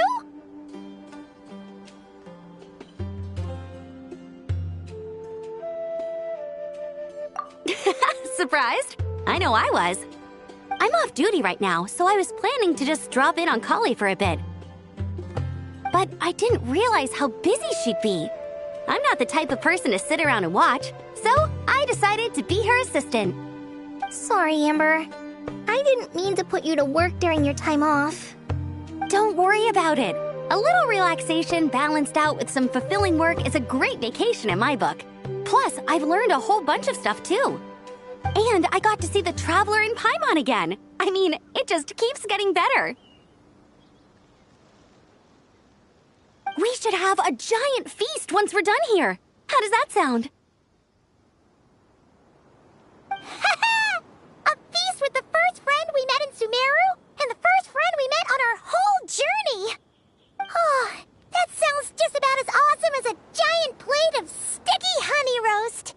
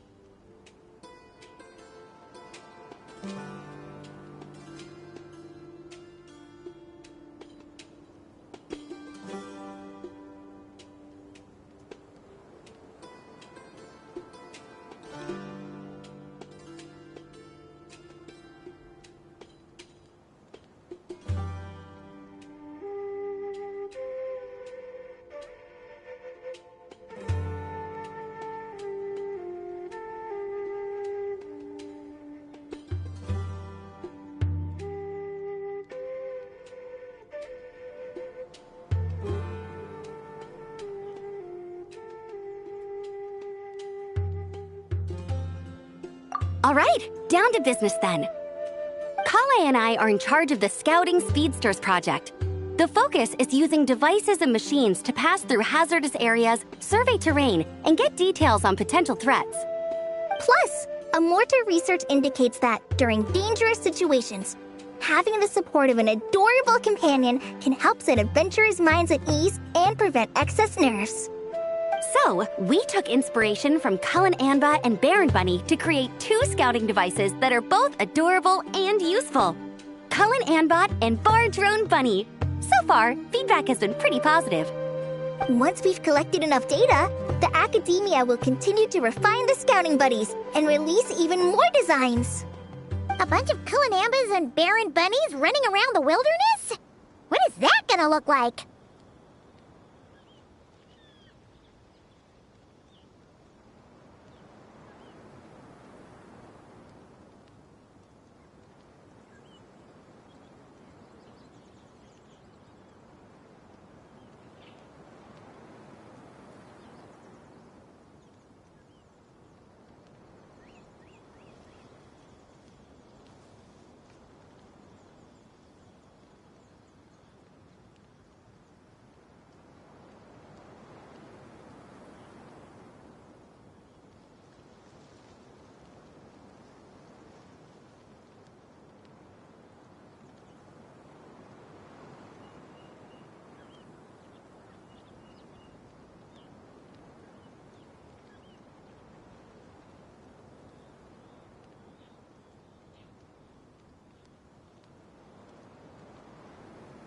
Plus, with you to guide our 2 little scouts, we'll be able to obtain some great data. Once you have a more complete understanding of the Fieldwise Center, now come with me. I'll introduce you to the other consultants. Oh yeah, the lady with the greenish-blue hair also has a super adorable device over there. But it does something completely different than our scouting buddies. I'm looking forward to seeing it in action. Oh hey! Another familiar face! Come on, let's go say hi!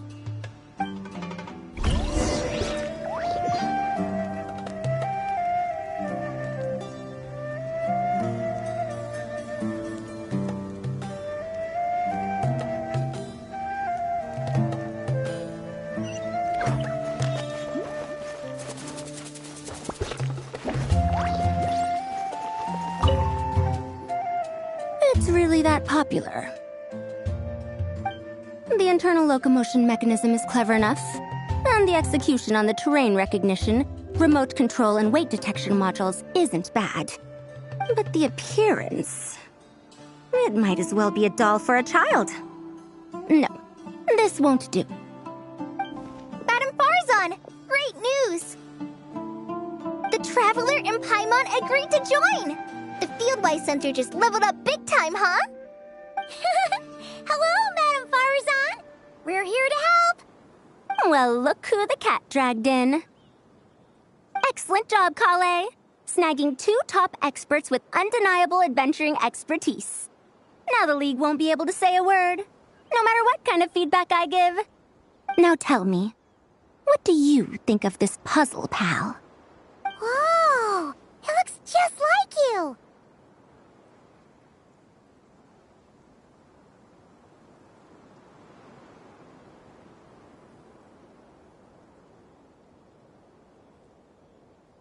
It's a collaboration between my juniors in the Haravatat Darshan, the Puzzlers League, and the Synopsium on Ruin Mechanisms. Clearly, the technological aspect is quite advanced. But the appearance... it couldn't be more childish. You should have seen Anise, defending this design choice with more passion than her thesis. Young people these days. Far too obsessed with making things cute.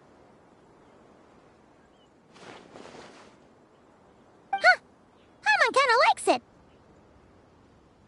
Kali and Amber were just saying how cute companions can help adventurers stay calm. With a doll that looks like you by her side, Paimon thinks she could go adventuring in a super dark ruin and not even get scared! Well, that line of thinking does have merit. And I suppose choosing this particular appearance is a sign of their respect. For me. Still, there are adventurers who place greater emphasis on reliability and technical composition. People like that don't just want their devices to be able to survive an avalanche, but to look the part, and for their appearance to reflect the high-tech composition. The fluffiness of this puzzle pal, on the other hand, doesn't give the impression it would be a reliable or formidable device. The appearance may even be distracting. Now picture this. A thick metal casing, square in shape, with a matte finish and openings to showcase the complex technical composition. That would have much more visual impact. I'm the perfect example of this. I have a youthful appearance, and so people question me on occasion. If I had a head of white hair instead, things would be different. Really? Then you want Paimon to talk to them? She has white hair. What? No! That's not the same thing. I didn't realize you had such strict views about this, Madame Farzan.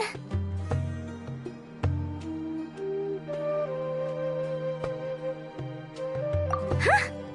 So, even you prefer this version? Well, if that's what you really think, then fine. You'll have to come back and test it out on some puzzles, Traveler. I'll rate your effectiveness in using the device and come up with a user manual based on your performance. As for improvements to its appearance, long-term observation is required, so I'll put that aside for now.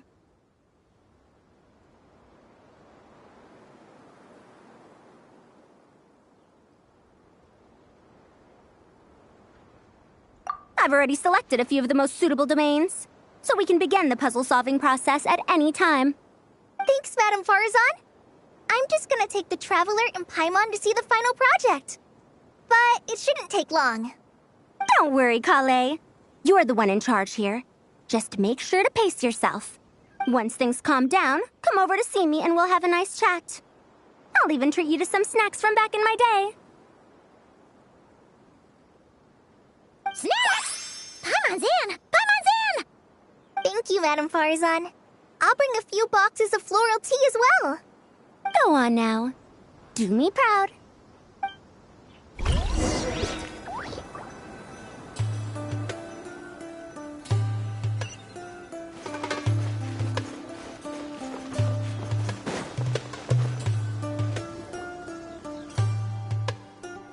This last one is a long-term project we're calling the Security Division. Thanks to General Mahamatra Sino, we've been able to bring Dia on as the instructor and Candace as the coordinator. They're putting together a combat test right now, but they should be back soon.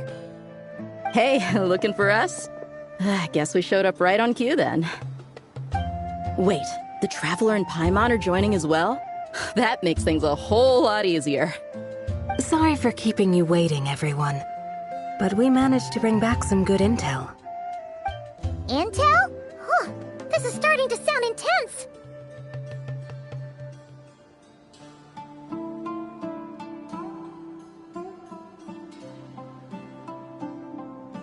Of course. What better way to protect the students than to sweep through the desert and rid it of all potential dangers? Not a bad plan, right? You in? Not the best time for jokes, Dia. Besides, when it comes to striking down danger, the Traveler is a man on a mission. He might take you up on that offer. Defeating anything that might pose a threat? Oh, even if the Traveler worked non-stop, that could still take years. He'd have to stop traveling. Oh, Paimon doesn't even want to think about that. Time would be the least of our problems. Some dangers aren't visible to the naked eye, like the scorpions burrowed underground or the terrifying raptors sleeping in the trees. You can't get rid of them until they jump out to attack you. For situations like these, we'd have to combine Madame Farzan's recommendations with Amber's approach to scouting, calculating our chances of encountering enemies and our expected operation times. Whoa, whoa, whoa, pencils down, everyone. That was just a joke. The Security Division's goal is a lot simpler, actually. We're just here to ensure that fieldwork teams include trained combat personnel. Some of this work has been entrusted to the Blazing Beasts and other mercenaries, but members of investigation teams who pass the combat test can also qualify.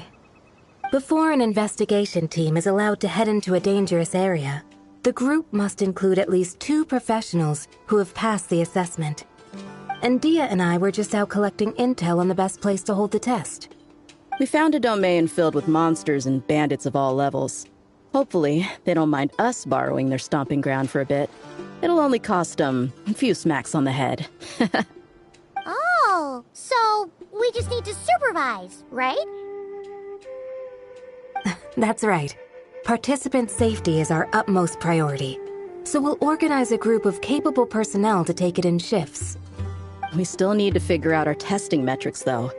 Fighting is different from an actual exam, and there's no one right answer. Mercenaries like me, we all have our own style.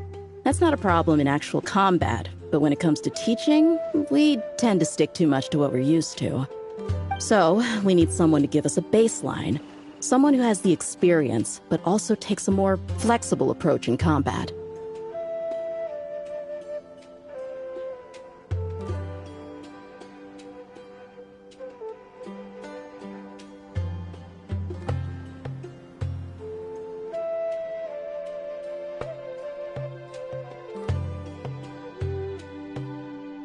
Yeah, based on what you just described, the Traveler seems like the perfect person for the job. Great. Working with you is always a pleasure, Traveler. Smooth as butter on a steak. Don't forget about compensation for the Traveler in Paimon, Dia. You agreed without doing the math first. Ah, it's fine. We'll just split the funds Kale wrangled for us, 20-80. 10 for me, 10 for you, 80 for the 2 of them. Wait, we're getting 80%?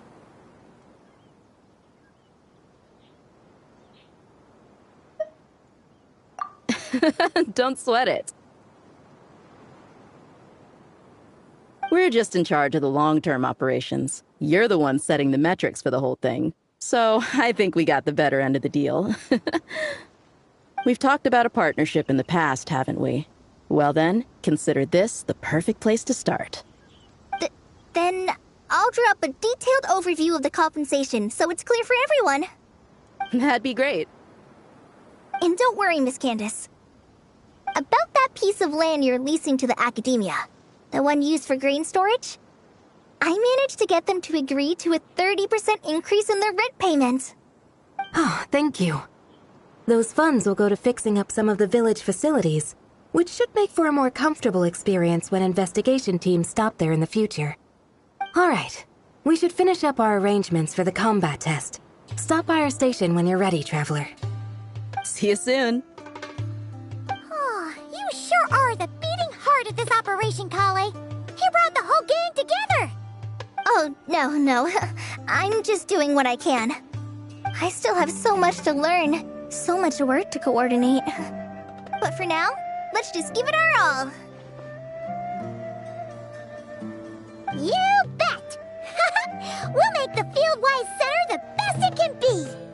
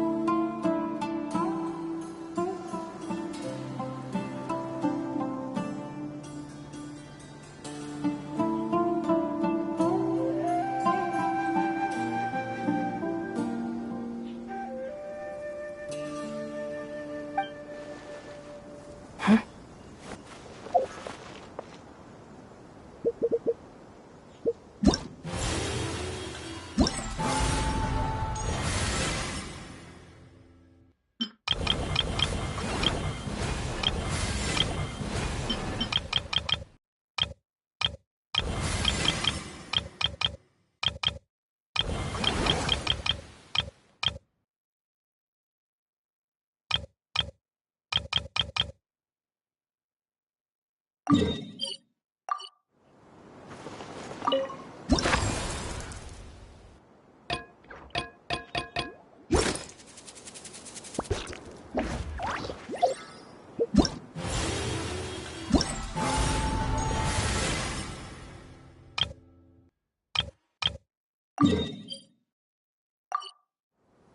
criteria for certificate exams are straightforward enough.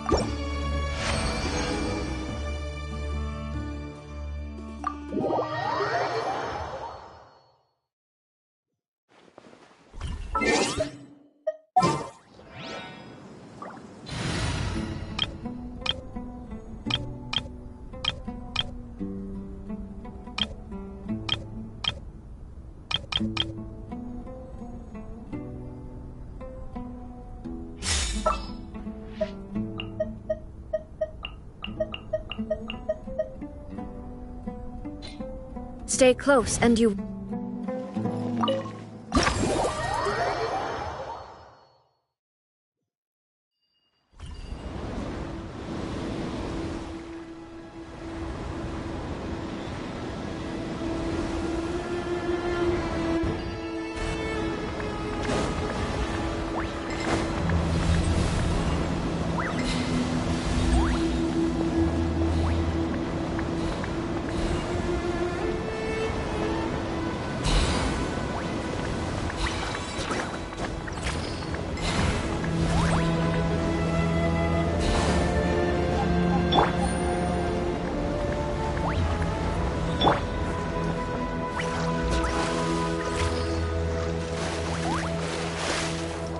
Time to go.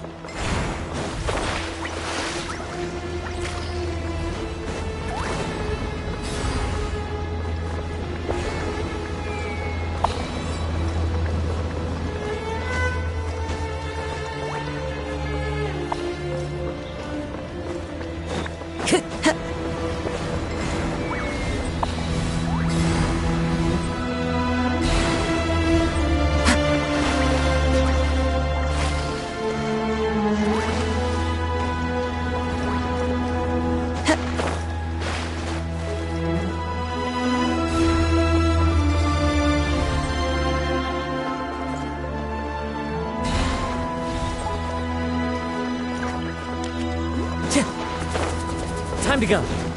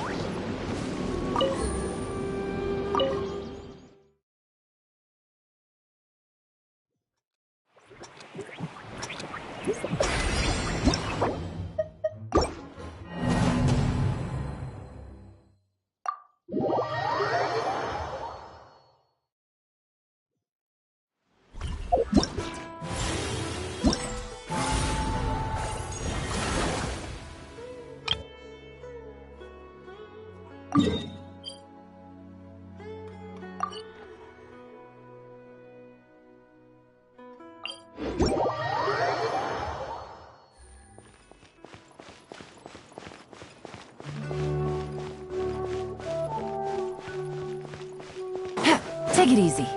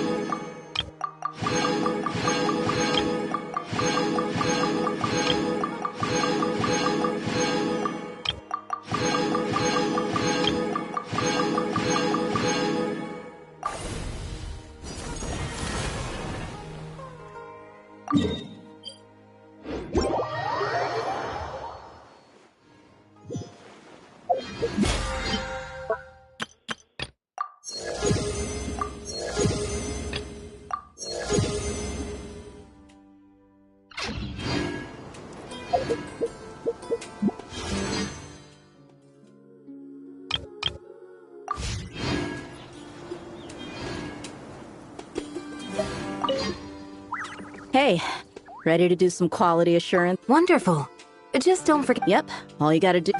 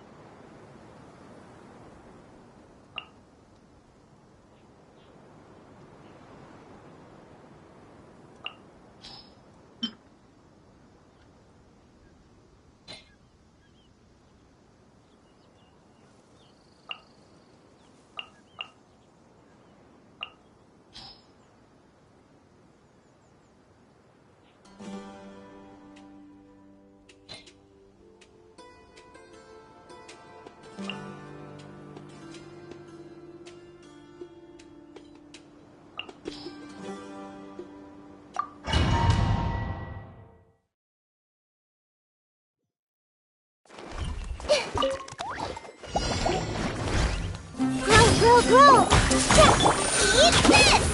I'm the frying pan, it's As one with wind and cloud! The wind knows me. committed to memory! Dissipate!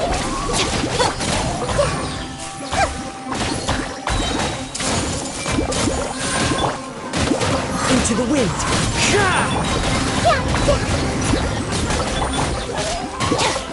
I'll settle this. The Temple of Wisdom! This may turn a little. The wind knows me. Fallen leaves. Adorn my...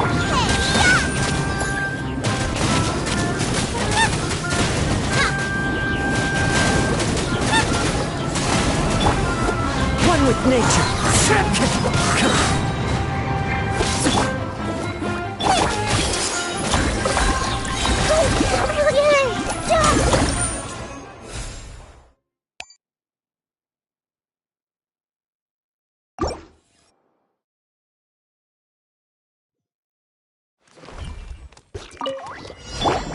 Eat this!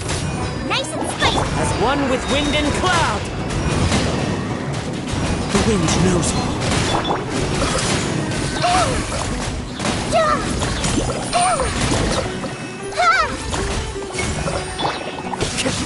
Boba, get them! Everyone hold hands! Into the wind. You're toast! Yeah! Yeah! Yeah! I'm the frying pan, it's the fire! Make yourself at home! Eat this! Yeah!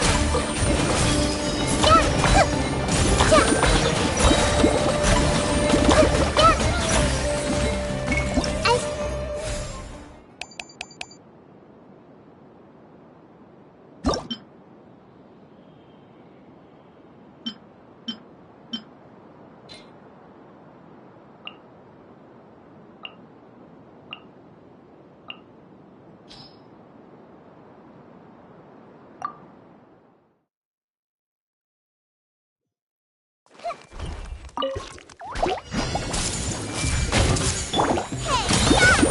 Boba, get them! Germinate!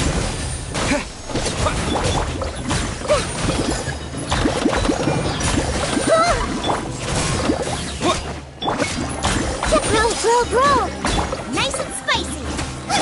Propagate! Eat this! Committed to memory! Clouds high. The birds come!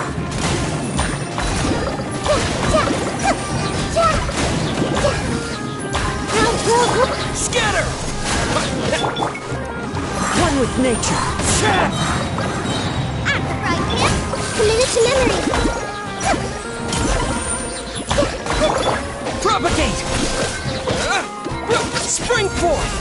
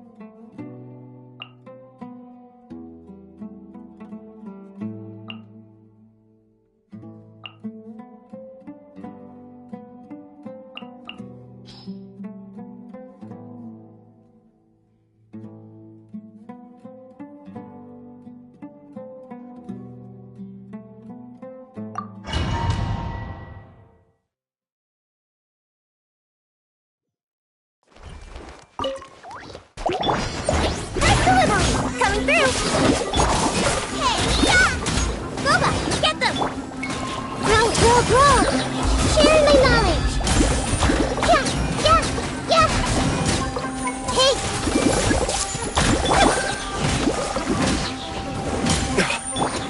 Service with a smile! That's that! Eat this! Nice and spicy! Everyone hold hands. Yeah, yeah, yeah. Committed to memory. Press deliver.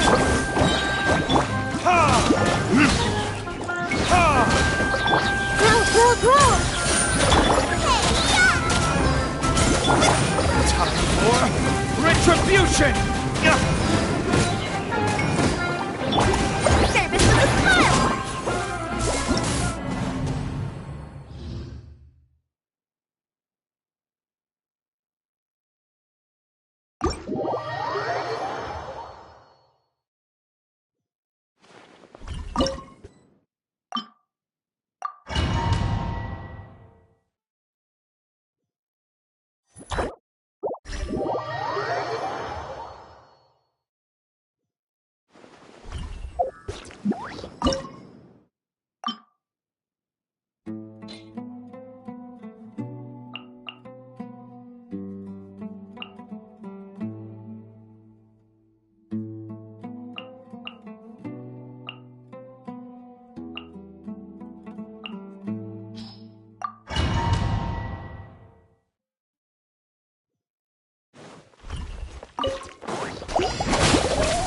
Germinate! Scatter! Lightning terrified! Eat this! Loba, get them!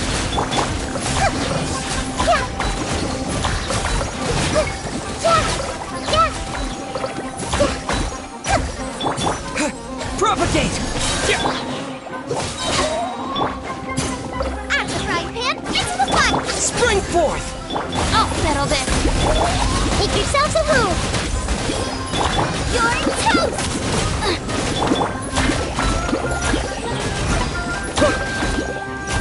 Yeah, this may hurt a little.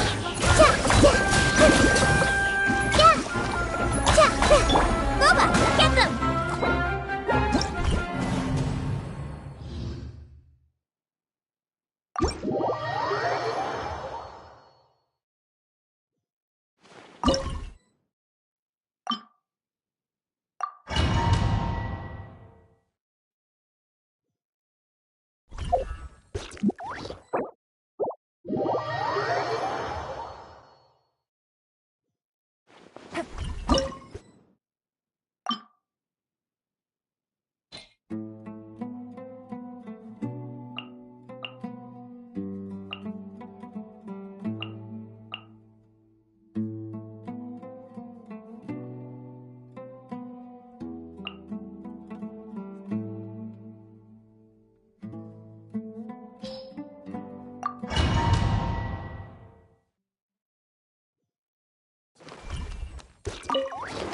Supporting fire!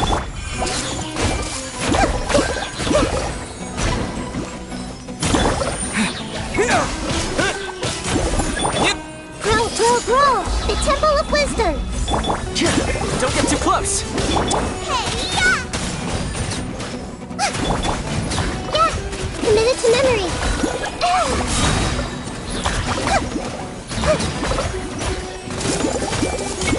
I got you covered! Propagate! Grow, grow, grow.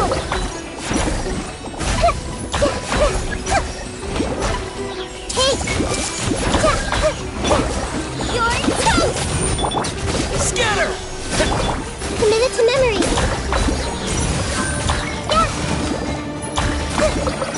Supporting fire!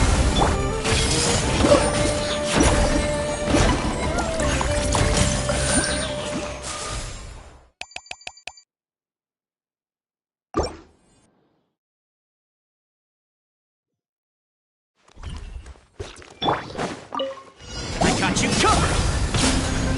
Grow, grow, grow.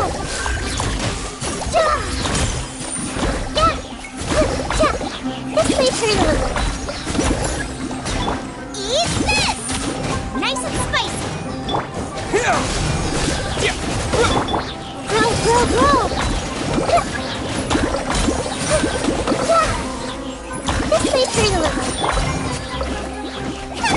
Here's backup! Propagate! Committed to memory.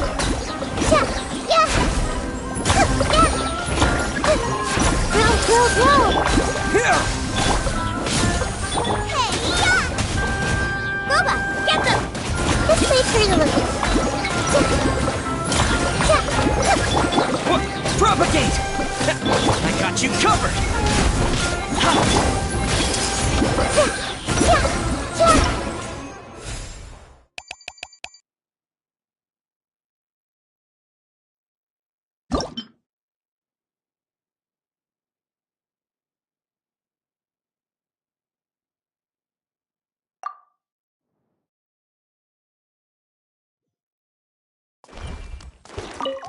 I see everything.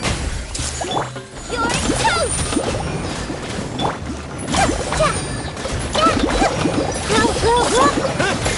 Here! Supporting fire! Fire it up! Sharing my knowledge. This may turn a little. Propagate! Yeah! Eat this! Scatter! Make yourself at home. Committed to... Here's backup! Don't get too close!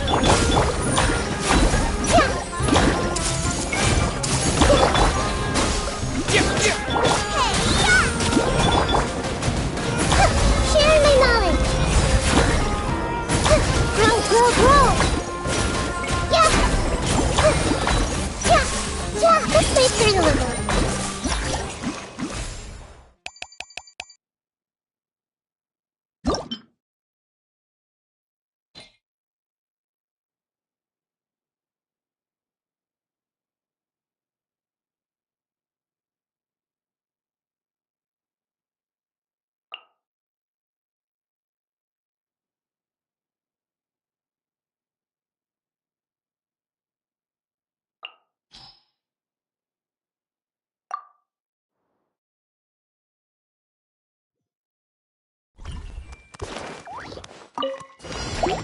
Make yourselves at home. Supporting fire! Check this out! Feast your eyes! Scanning! Tuh! Eat this! Nice and spicy! Grow. Here! Tuh!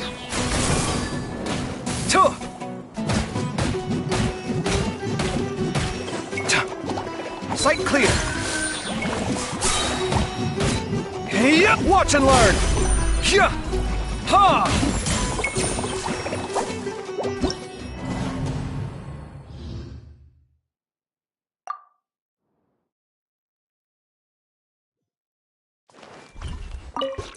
Sharing my knowledge. Hey. You're toast! Out of the frying pan! This may turn a little. Committed to memory. Feast your eyes!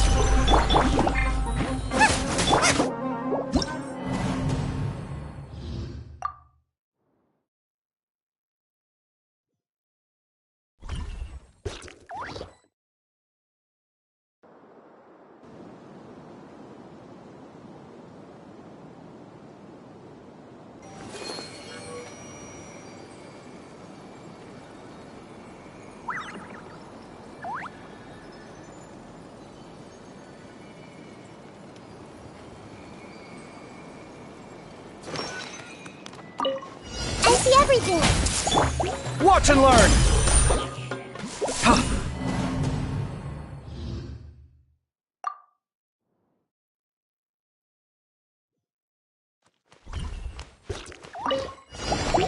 Make yourselves at home. Here's backup! Fire it up!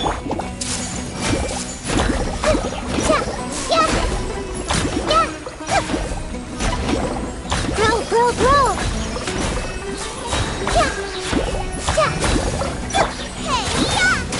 Nice and spicy! Breaking new ground! Tuh!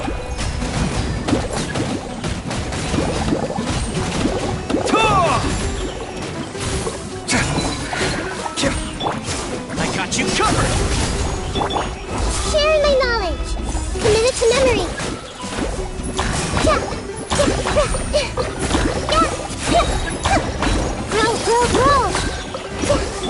Eat this! I'm surprised him! Scanning! Ha! Feast your eyes!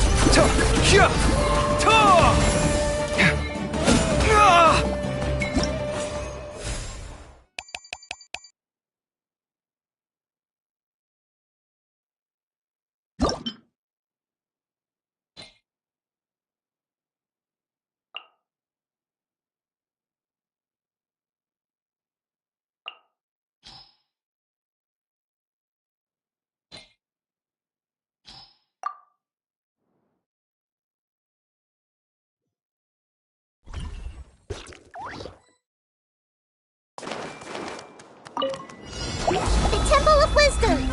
Take! Here's Becca! Don't get too close!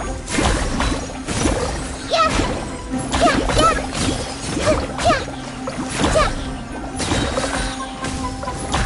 Sharing my knowledge! Hey! Yeah!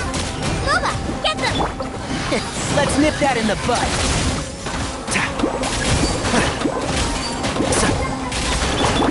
This may turn a little.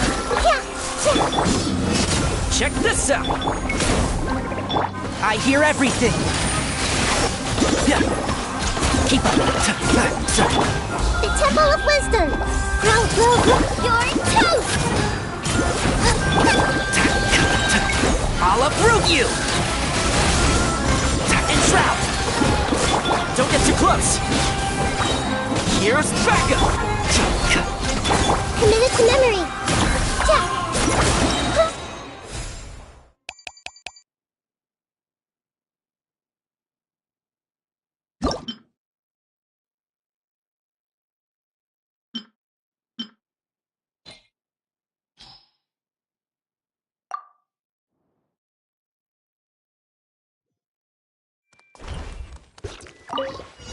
Sharing my knowledge!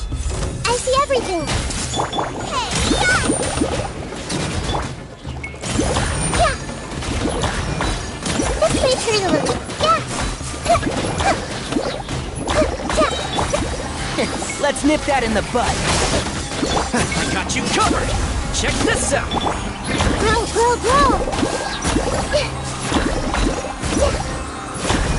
This may turn a little. I'll uproot you! Eat this!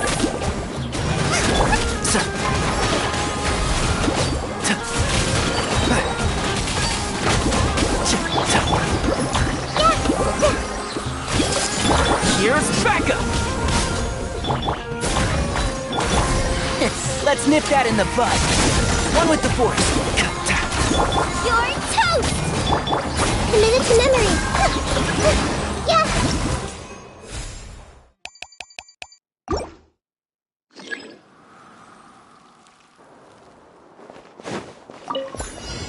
There is no escape. Here comes the catch. Busted. Everybody stand back! Let's Enhanced Animal Module 75. Animal Test 6308. Absorption Test. Stand clear. Illusion shattered. Quietly now.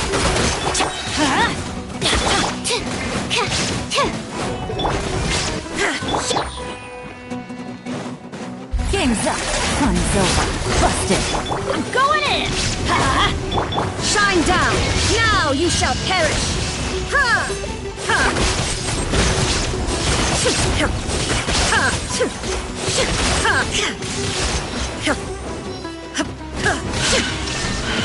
Swirl, Mark 2, Animal Test 6308. Absorption Test. Here comes the catch. Quietly now.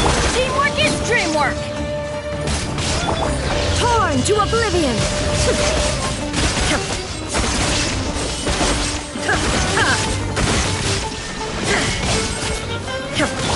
Animal Hypostasis Emulation. Animal Test 63. Game's up. Fun's over. Busted. Going in! Inazuma shines eternal!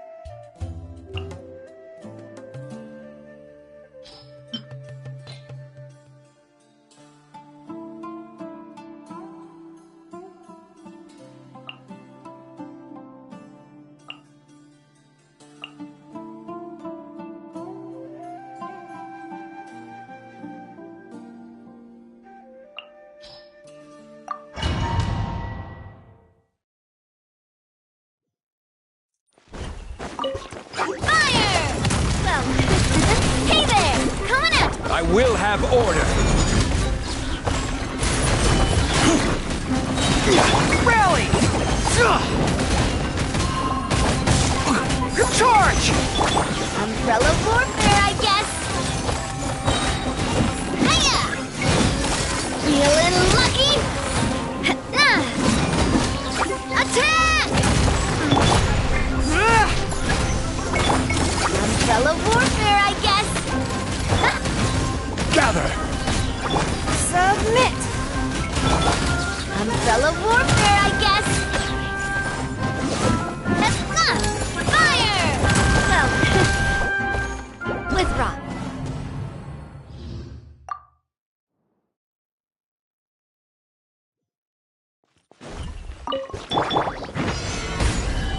This is order. Attack! Feeling lucky? Coming at ya! Feeling lucky? Press the advantage! Advance! Umbrella warfare, I guess! Fire! Well,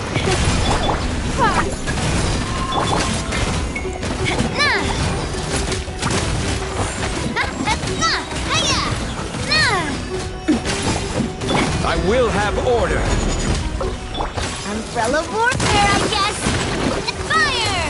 Well, submit! This one's got your name on it! Hiya! Rally! Charge!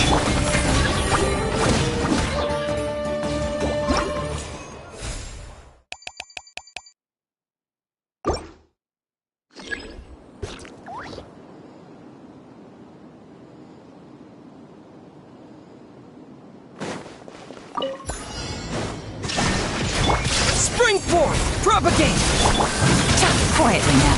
Things are about to get dicey. Now you shall perish!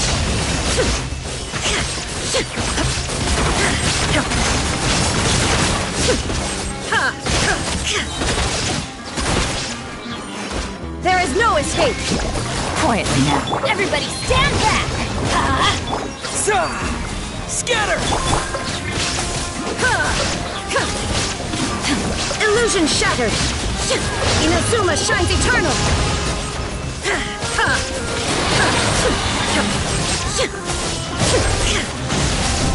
Shine down! Here comes the catch. Teamwork is dreamwork! Let's light it up! Illusion shattered! Propagate! Germinate! Busted. Quietly now. Game's up. Fun's over. Going in! That's gonna hurt in the morning! Torn to oblivion!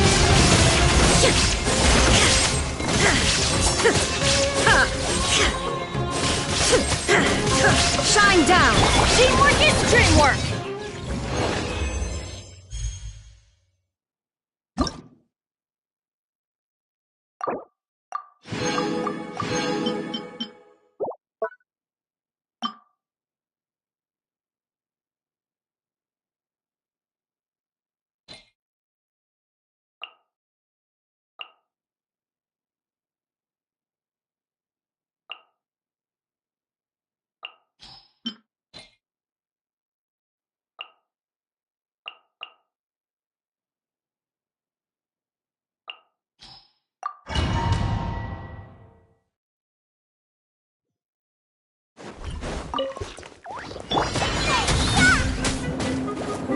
Hold on to your hats. Take me up! As one with wind and cloud! Into the wind! Swirl, Mark 2! Stand clear!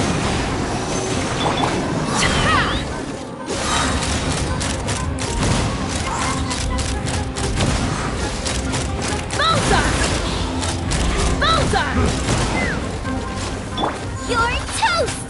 Nice and spiced! Clouds high, the birds call! One with nature! Knock 'em down. Let's fly! Open fire! Bullseye! Locked on!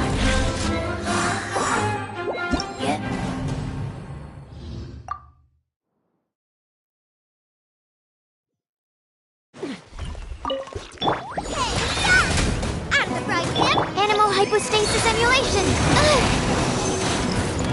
Fallen leaves, adorn my night! The wind knows me. Hold on to your hats.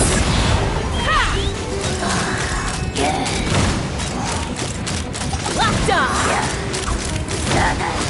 Open fire! As one with wind and cloud, into the wind. Absorption test! Knock them down. Bullseye! Open fire! Clouds high, the birds call, one with nature. You're toast! Nice and spicy! Hold on to your hats. Take me up! Open fire!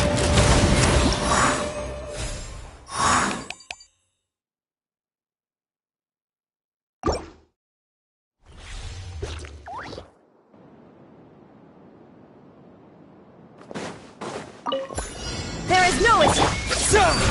Scatter! Make yourself a move! I'm going in! Shine down! Let's light it up! Grow! Sharing my knowledge!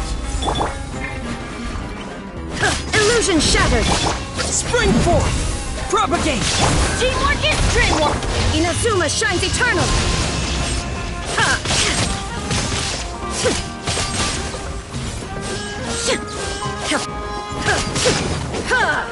Shine down!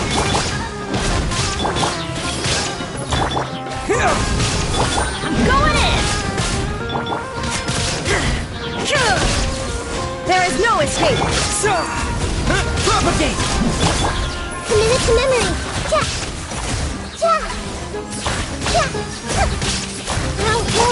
Torn to oblivion!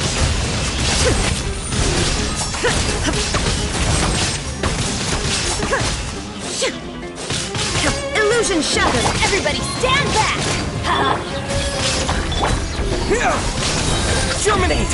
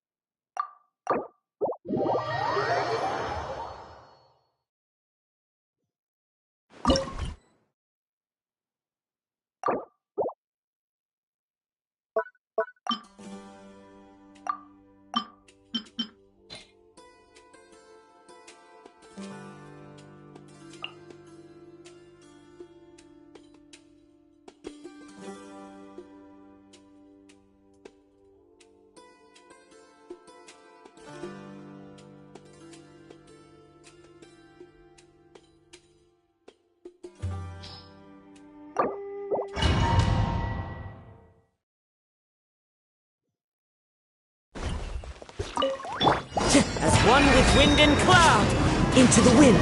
God, that hurts. Knock them down. Let's run.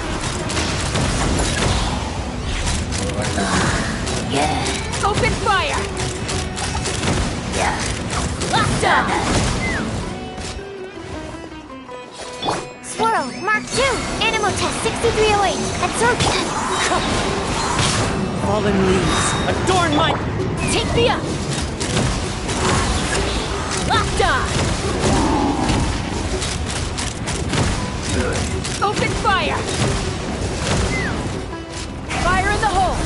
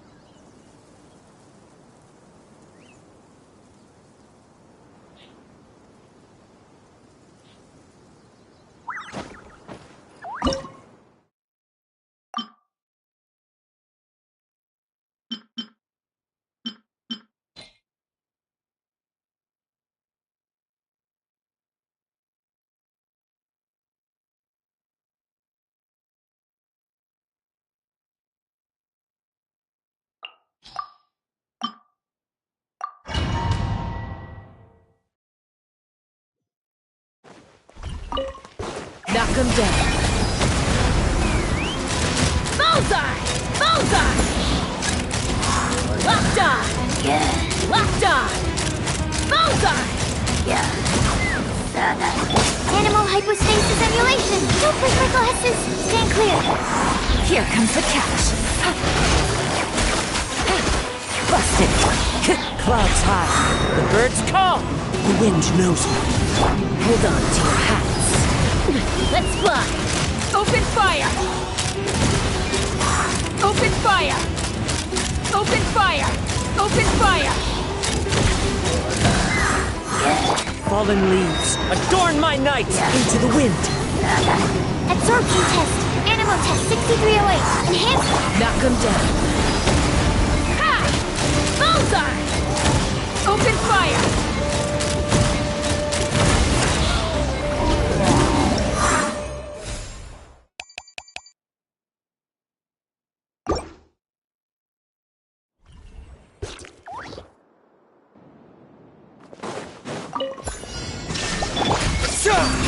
Propagate!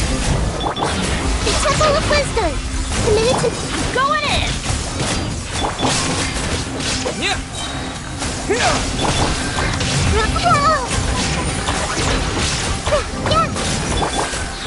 Illusion shattered! Make yourselves at home! Spring forth! Propagate! Inazuma shines eternal!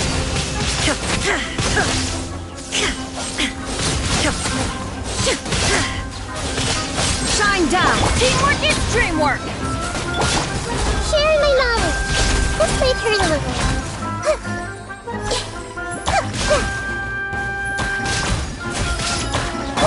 Terminate! Torn to oblivion!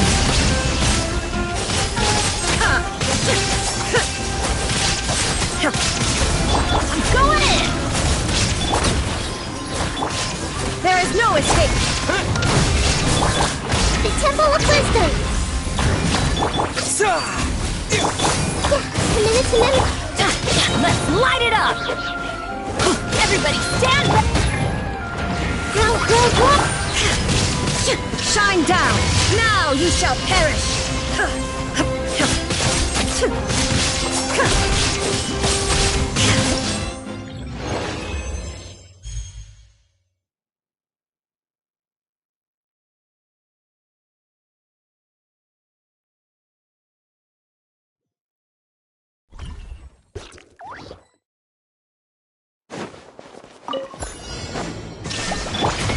Sharing my knowledge!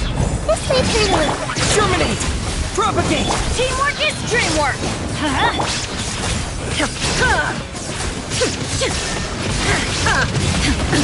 Absurd! Grow! Inazuma shines eternal!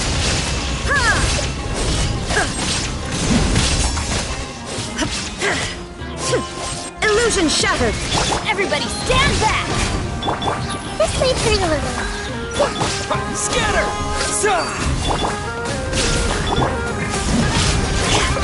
The Temple of Wisdom! I'm going in! Now you shall perish!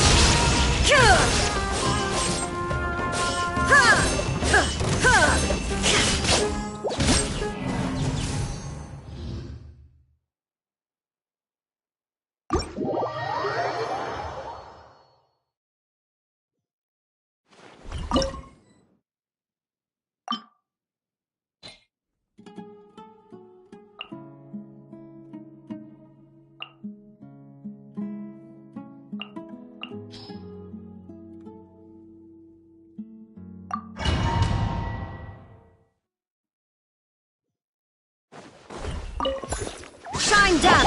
Terminate! Rain cutter! Know my sword! Committed to memory! There is no escape! Go! Inazuma shines eternal! Illusion shattered! Let me weave you a verse. Rain outlines it. Committed to memory. Spring forth! Make yourselves at home. This way, Turtle.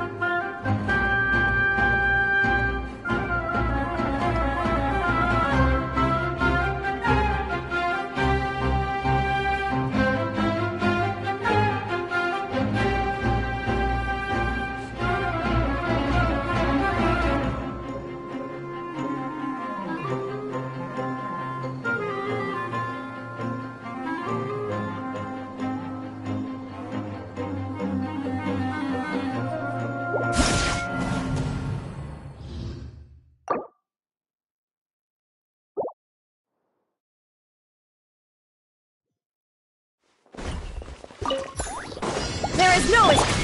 Temple of Wisdom! Witness the power of Gawa! Know my sword! Scatter!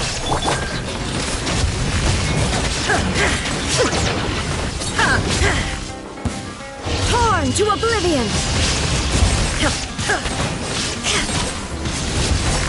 Shine down! Germinate! Let me read you a verse. Huh?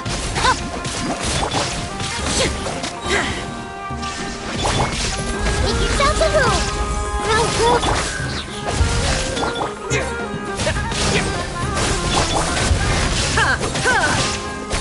Illusion shattered! Commit to memory! Witness the power of Gawa! Rain outlines your fate. Huh? Propagate! Spring forth! Inazuma shines eternal!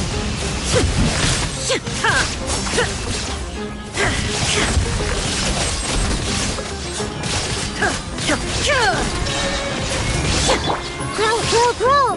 Yeah! Let me read you a verse. Rain outlines... Now you shall perish!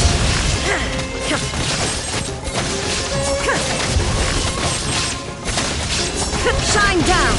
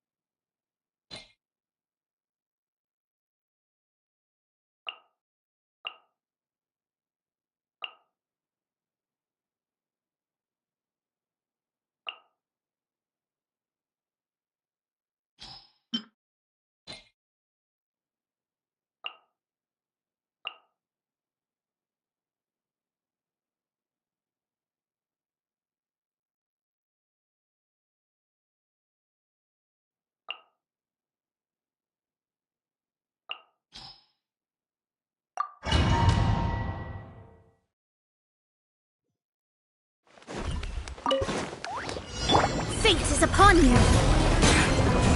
Rain cutter! As one with wind and cloud! The wind knows me. Into the void!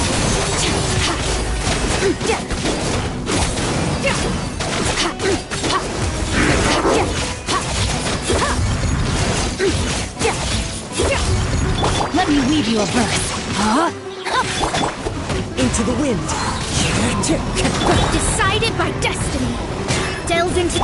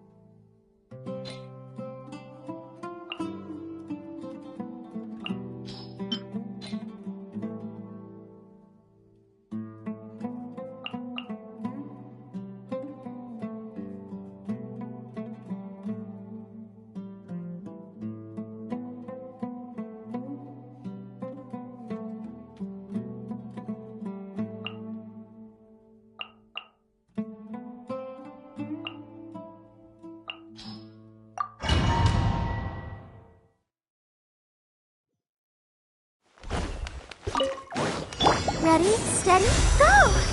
Oh no! Let's dance! Freeze! This moment will be frozen. Yeah. Things are about to get dicey. Quietly now. Gotcha. Dodge this!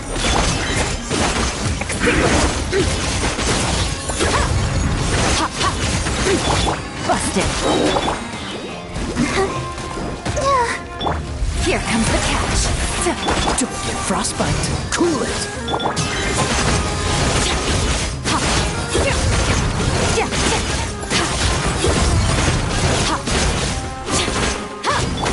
Gotcha. Quietly now. Freeze! I'll protect us.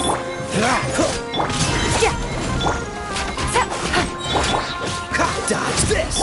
Things are about to get dicey.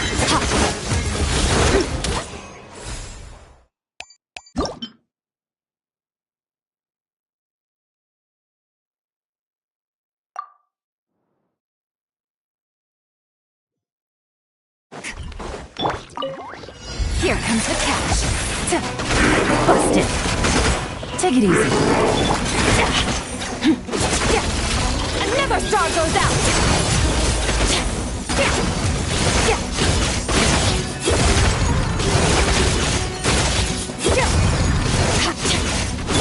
Let the show be. Oh, so sorry.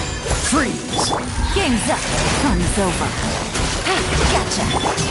Start. Mine to wield.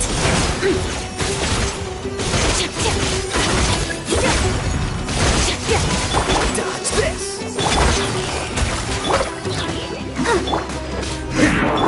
Here comes the catch. Cool it! This moment will be frozen in time.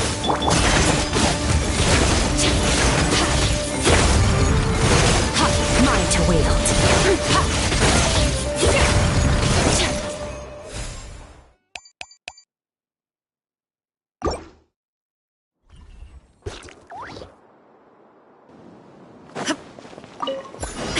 Use the force authorized. The wind knows me. Clouds high. The birds... Witness the power of Gwa. Swirl, Mark 2! Absorption test. Stand clear.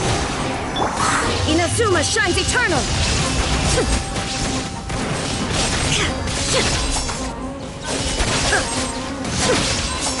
Shine down. As one with wind and cloud. Into the wind. Rain cutter. Know my sword. Enhanced Animal Module 75. Animal Test 6308. Absorption. Torn to oblivion.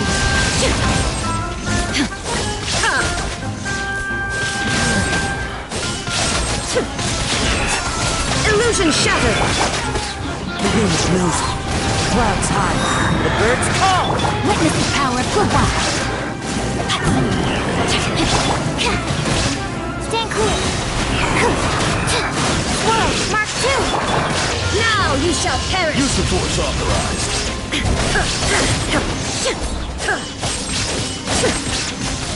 Use the force Shine down. Fallen leaves. Adorn my night. Rain cutter. Rain outlines your fate. There is no escape.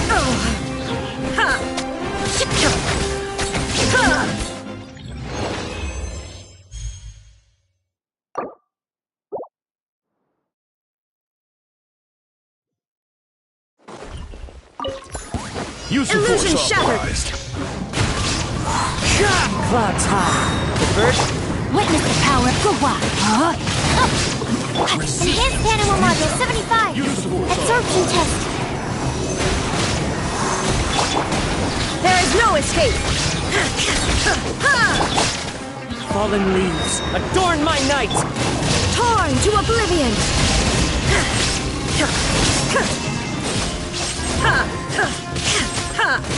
Shine down.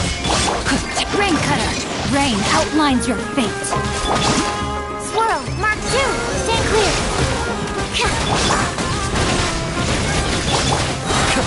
As one with wind and cloud. Time to go. One with nature. Let me weave you a verse. No, my sword! Now you shall perish!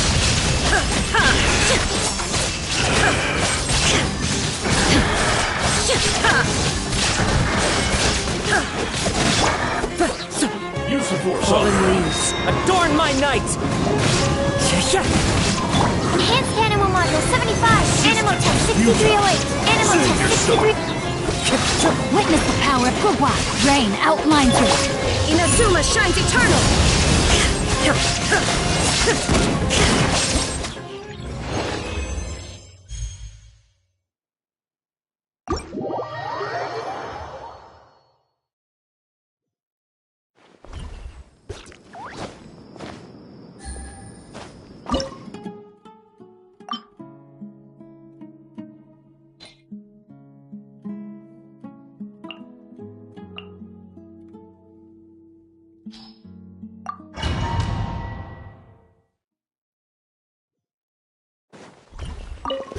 Illusion shattered! As one with wind and cloud! The wind knows me. Scatter! Let me weave you a verse. Use the force authorized. Shine down! Time to act.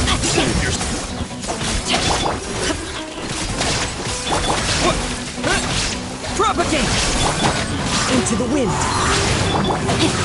Witness the power. Illusion Spring forth! Scatter! torn to oblivion!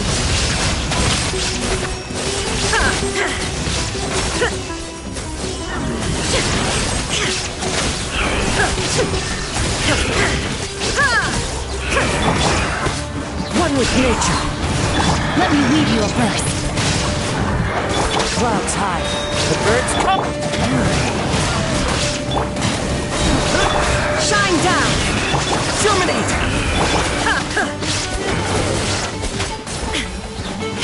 Inazuma shines eternal!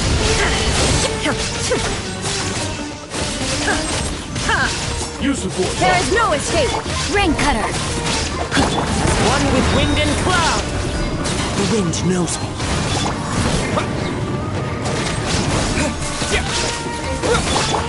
Shine down!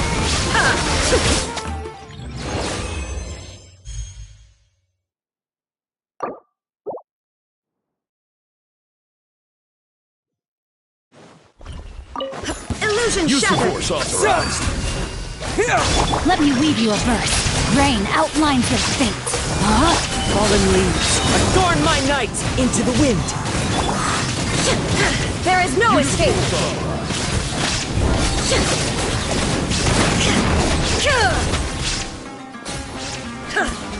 Scatter! Witness the power. Torn to oblivion!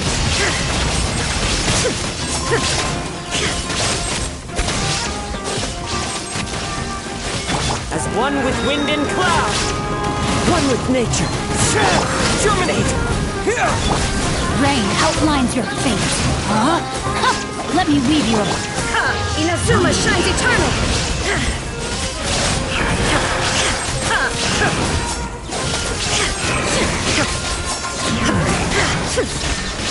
Fallen leaves, adorn my night. The wind knows me. Spring forth! Scatter! Witness the power of Gugwa. Use the force authorized. Torn to oblivion! Use the force authorized. Illusion shot! Into the wind. As one with wind and cloud. Germinate!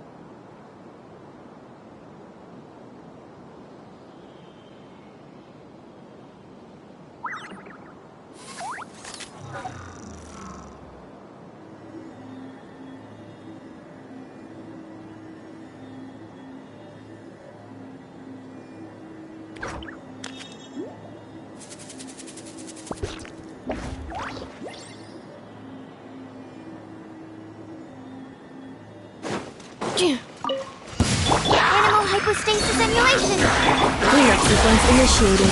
Game's up. Fun's over. Quietly now. Fallen leaves, adorn my night! One with nature. Ultimatum protocol.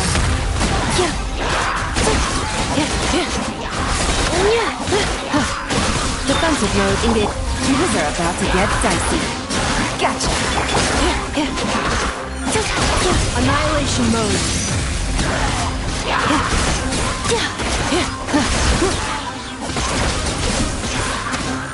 Cleanup sequence initiated. Game's up. Fun's over.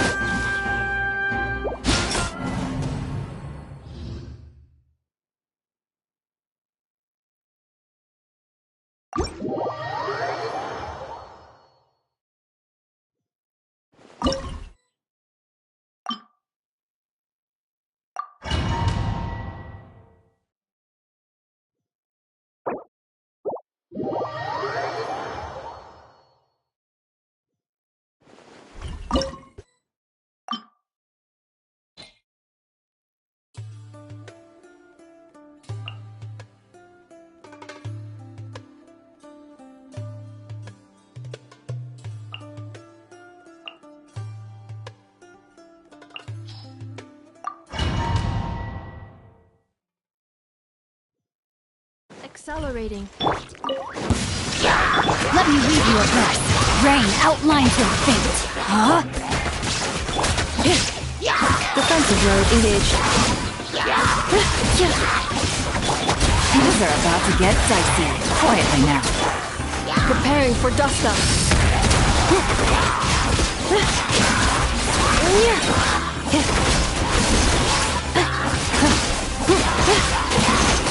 Installation chamber deployed. Body and witness the power of Gugwa. Rain outlines your fate.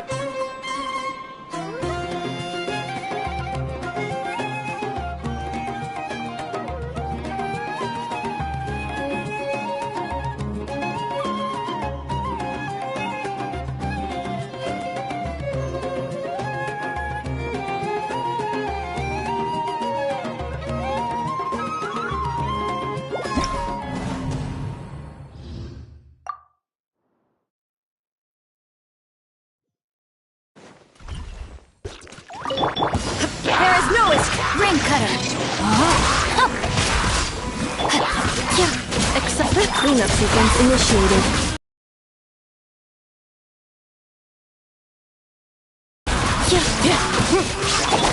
Here comes the catch. Quietly now.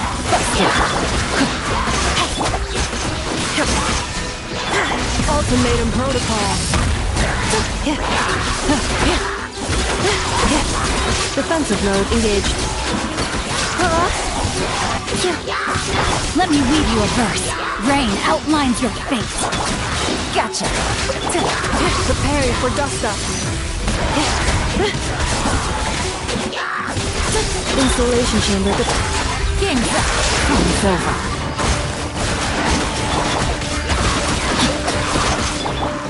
Shine down.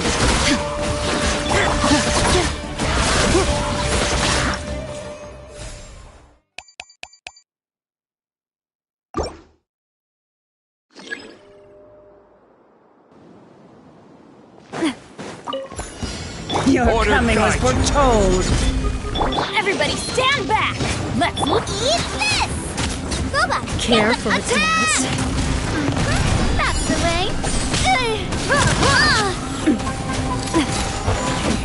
Watch out! Insect punished. Teamwork is dreamwork! Where are you? Nice and spicy. You're toast!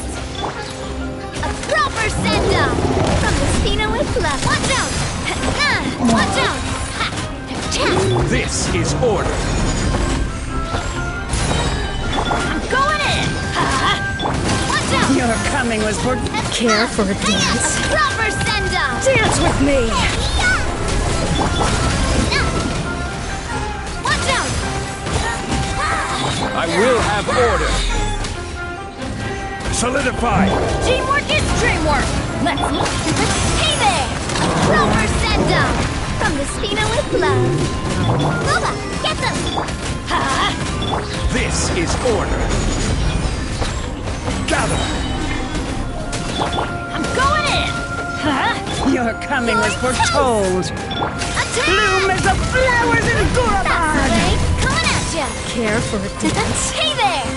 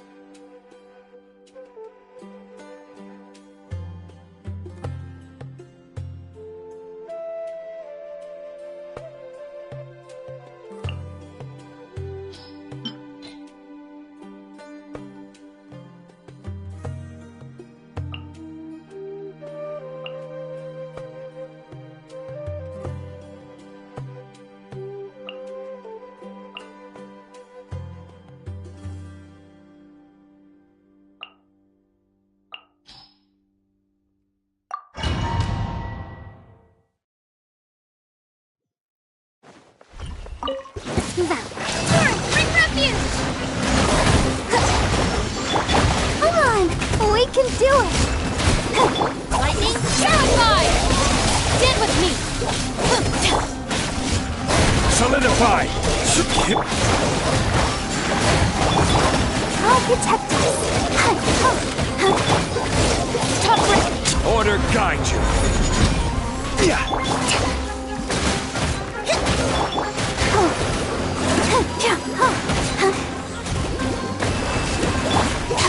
The bond is strong! I will have order. Stabilize.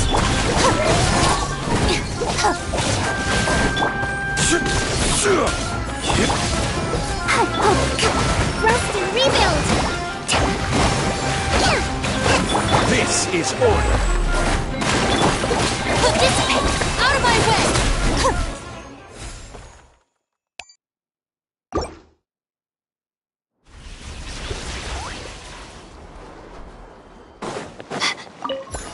Don't be scared. My guiding star. Swirl. Mark 2. Absorption test. Here comes the catch.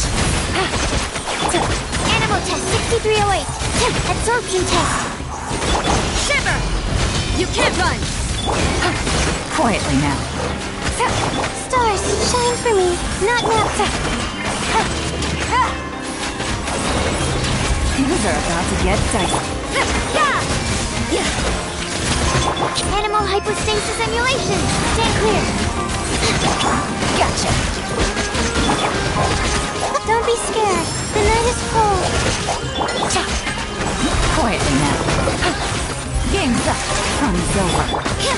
Punishment! You can't run! Gotcha. Not now.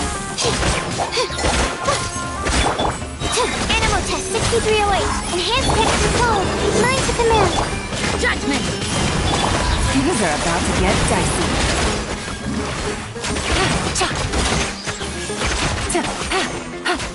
Busted. Don't be scared. My guiding stars. Shiver! Game's up. Fun's over. Quietly now.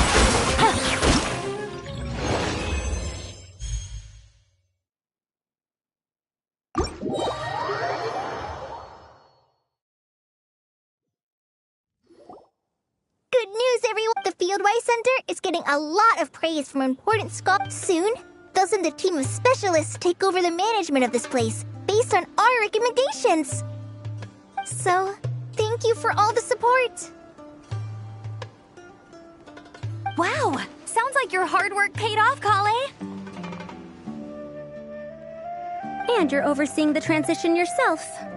Well done. The young students today could learn a thing or two from you, Kale. Your confidence, your proactiveness, your leadership. It's admirable. Not like some of the ones I teach. So focused on theses and research with no practical skills to speak of. To be honest, I don't feel all that confident. Being the go-between for all the different Darshans, coordinating everything, I still can't quite believe I managed it. Oh, but the Traveler and Paimon played a huge role in that too. I can't thank you both enough.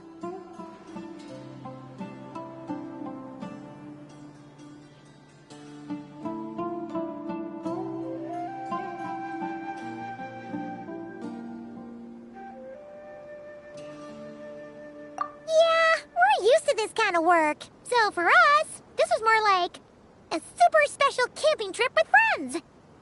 You know, a few puzzles here, a little exercise there. It was super fun. Pretty much a piece of cake. Oh, man. Now Paimon's hungry. Hey, now that we're all done, why don't we go get some food to celebrate? Candace and I are 2 steps ahead of you. This way, everyone.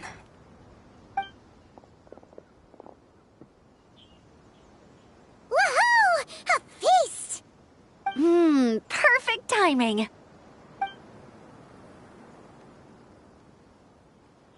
Oh, it's been a while since we've had such a delicious spread of dishes from Sumeru. Paimon feels like she could eat twice as much. No, 3 times as much as normal.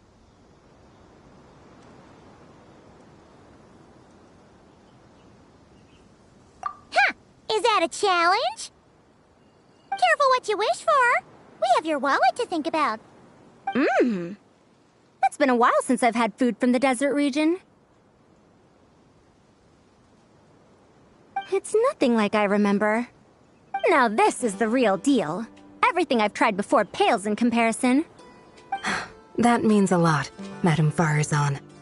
If all the researchers who came to our village were so polite, we would have an occasion to offer feasts like this more often.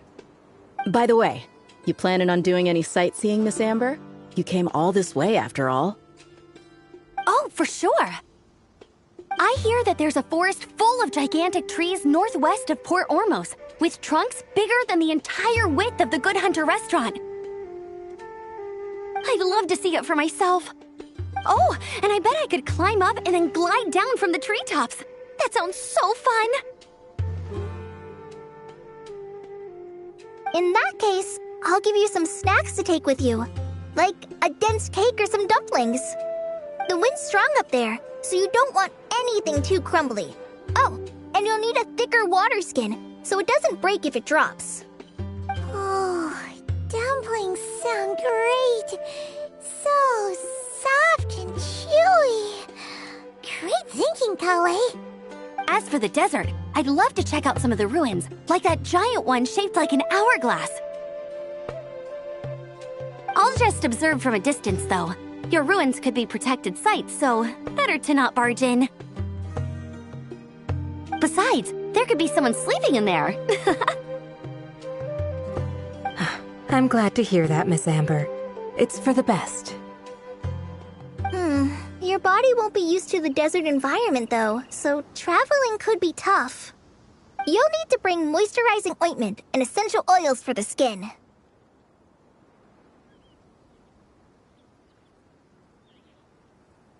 Honestly, though, helping set up the Fieldwise Center was the real highlight of this trip. And thanks to you, Kale, I got to make some new friends, too. So I couldn't be happier. Feel free to drop in on me in Mondstadt anytime. I'll show you the best our city has to offer. Don't mind if I do. I had some dandelion wine while I was in Fontaine, and man, that was the stuff. So sweet and fragrant, not a single bitter note in there at all. And that was the imported stuff. I bet the taste is even better when it's fresh. I'm looking forward to downing a couple of barrels already. It couldn't hurt to take a break from wine, either. Those children gave you some hennaberry thorn powder, remember? You could make some tea. Come on, Candace. It's just a taste. The barrels aren't even that big. We're talking like 3 to 5 cups per, tops. And don't worry, I'd make sure to bring back souvenirs for everyone. Well, I've heard the Knights of Favonius Library has quite the collection. I wonder if there are tomes that approach engineering from a different angle. Could be worth perusing. I'm not sure about the exact number, but the library's pretty huge, all right. What kind of books are you interested in, Madame Farzan? I can write them down and have Lisa get them ready for you. Either way, just leave your Mondstadt travel plans to me. Lisa? Lisa Mincy? Cyrus's prize student who he never stops bragging about? So that's where she's hiding. Ah, this is kind of nice, isn't it? Friends of ours meeting other friends of ours, then becoming friends in their own right.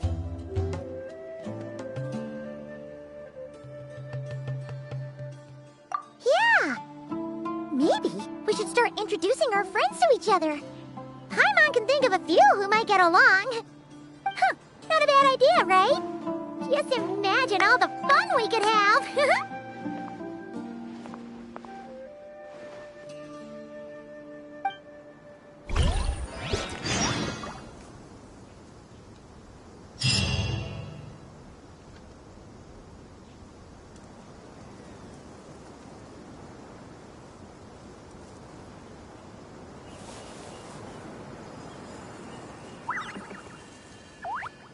Unauthorized personnel are prohibited from entering the warehouse.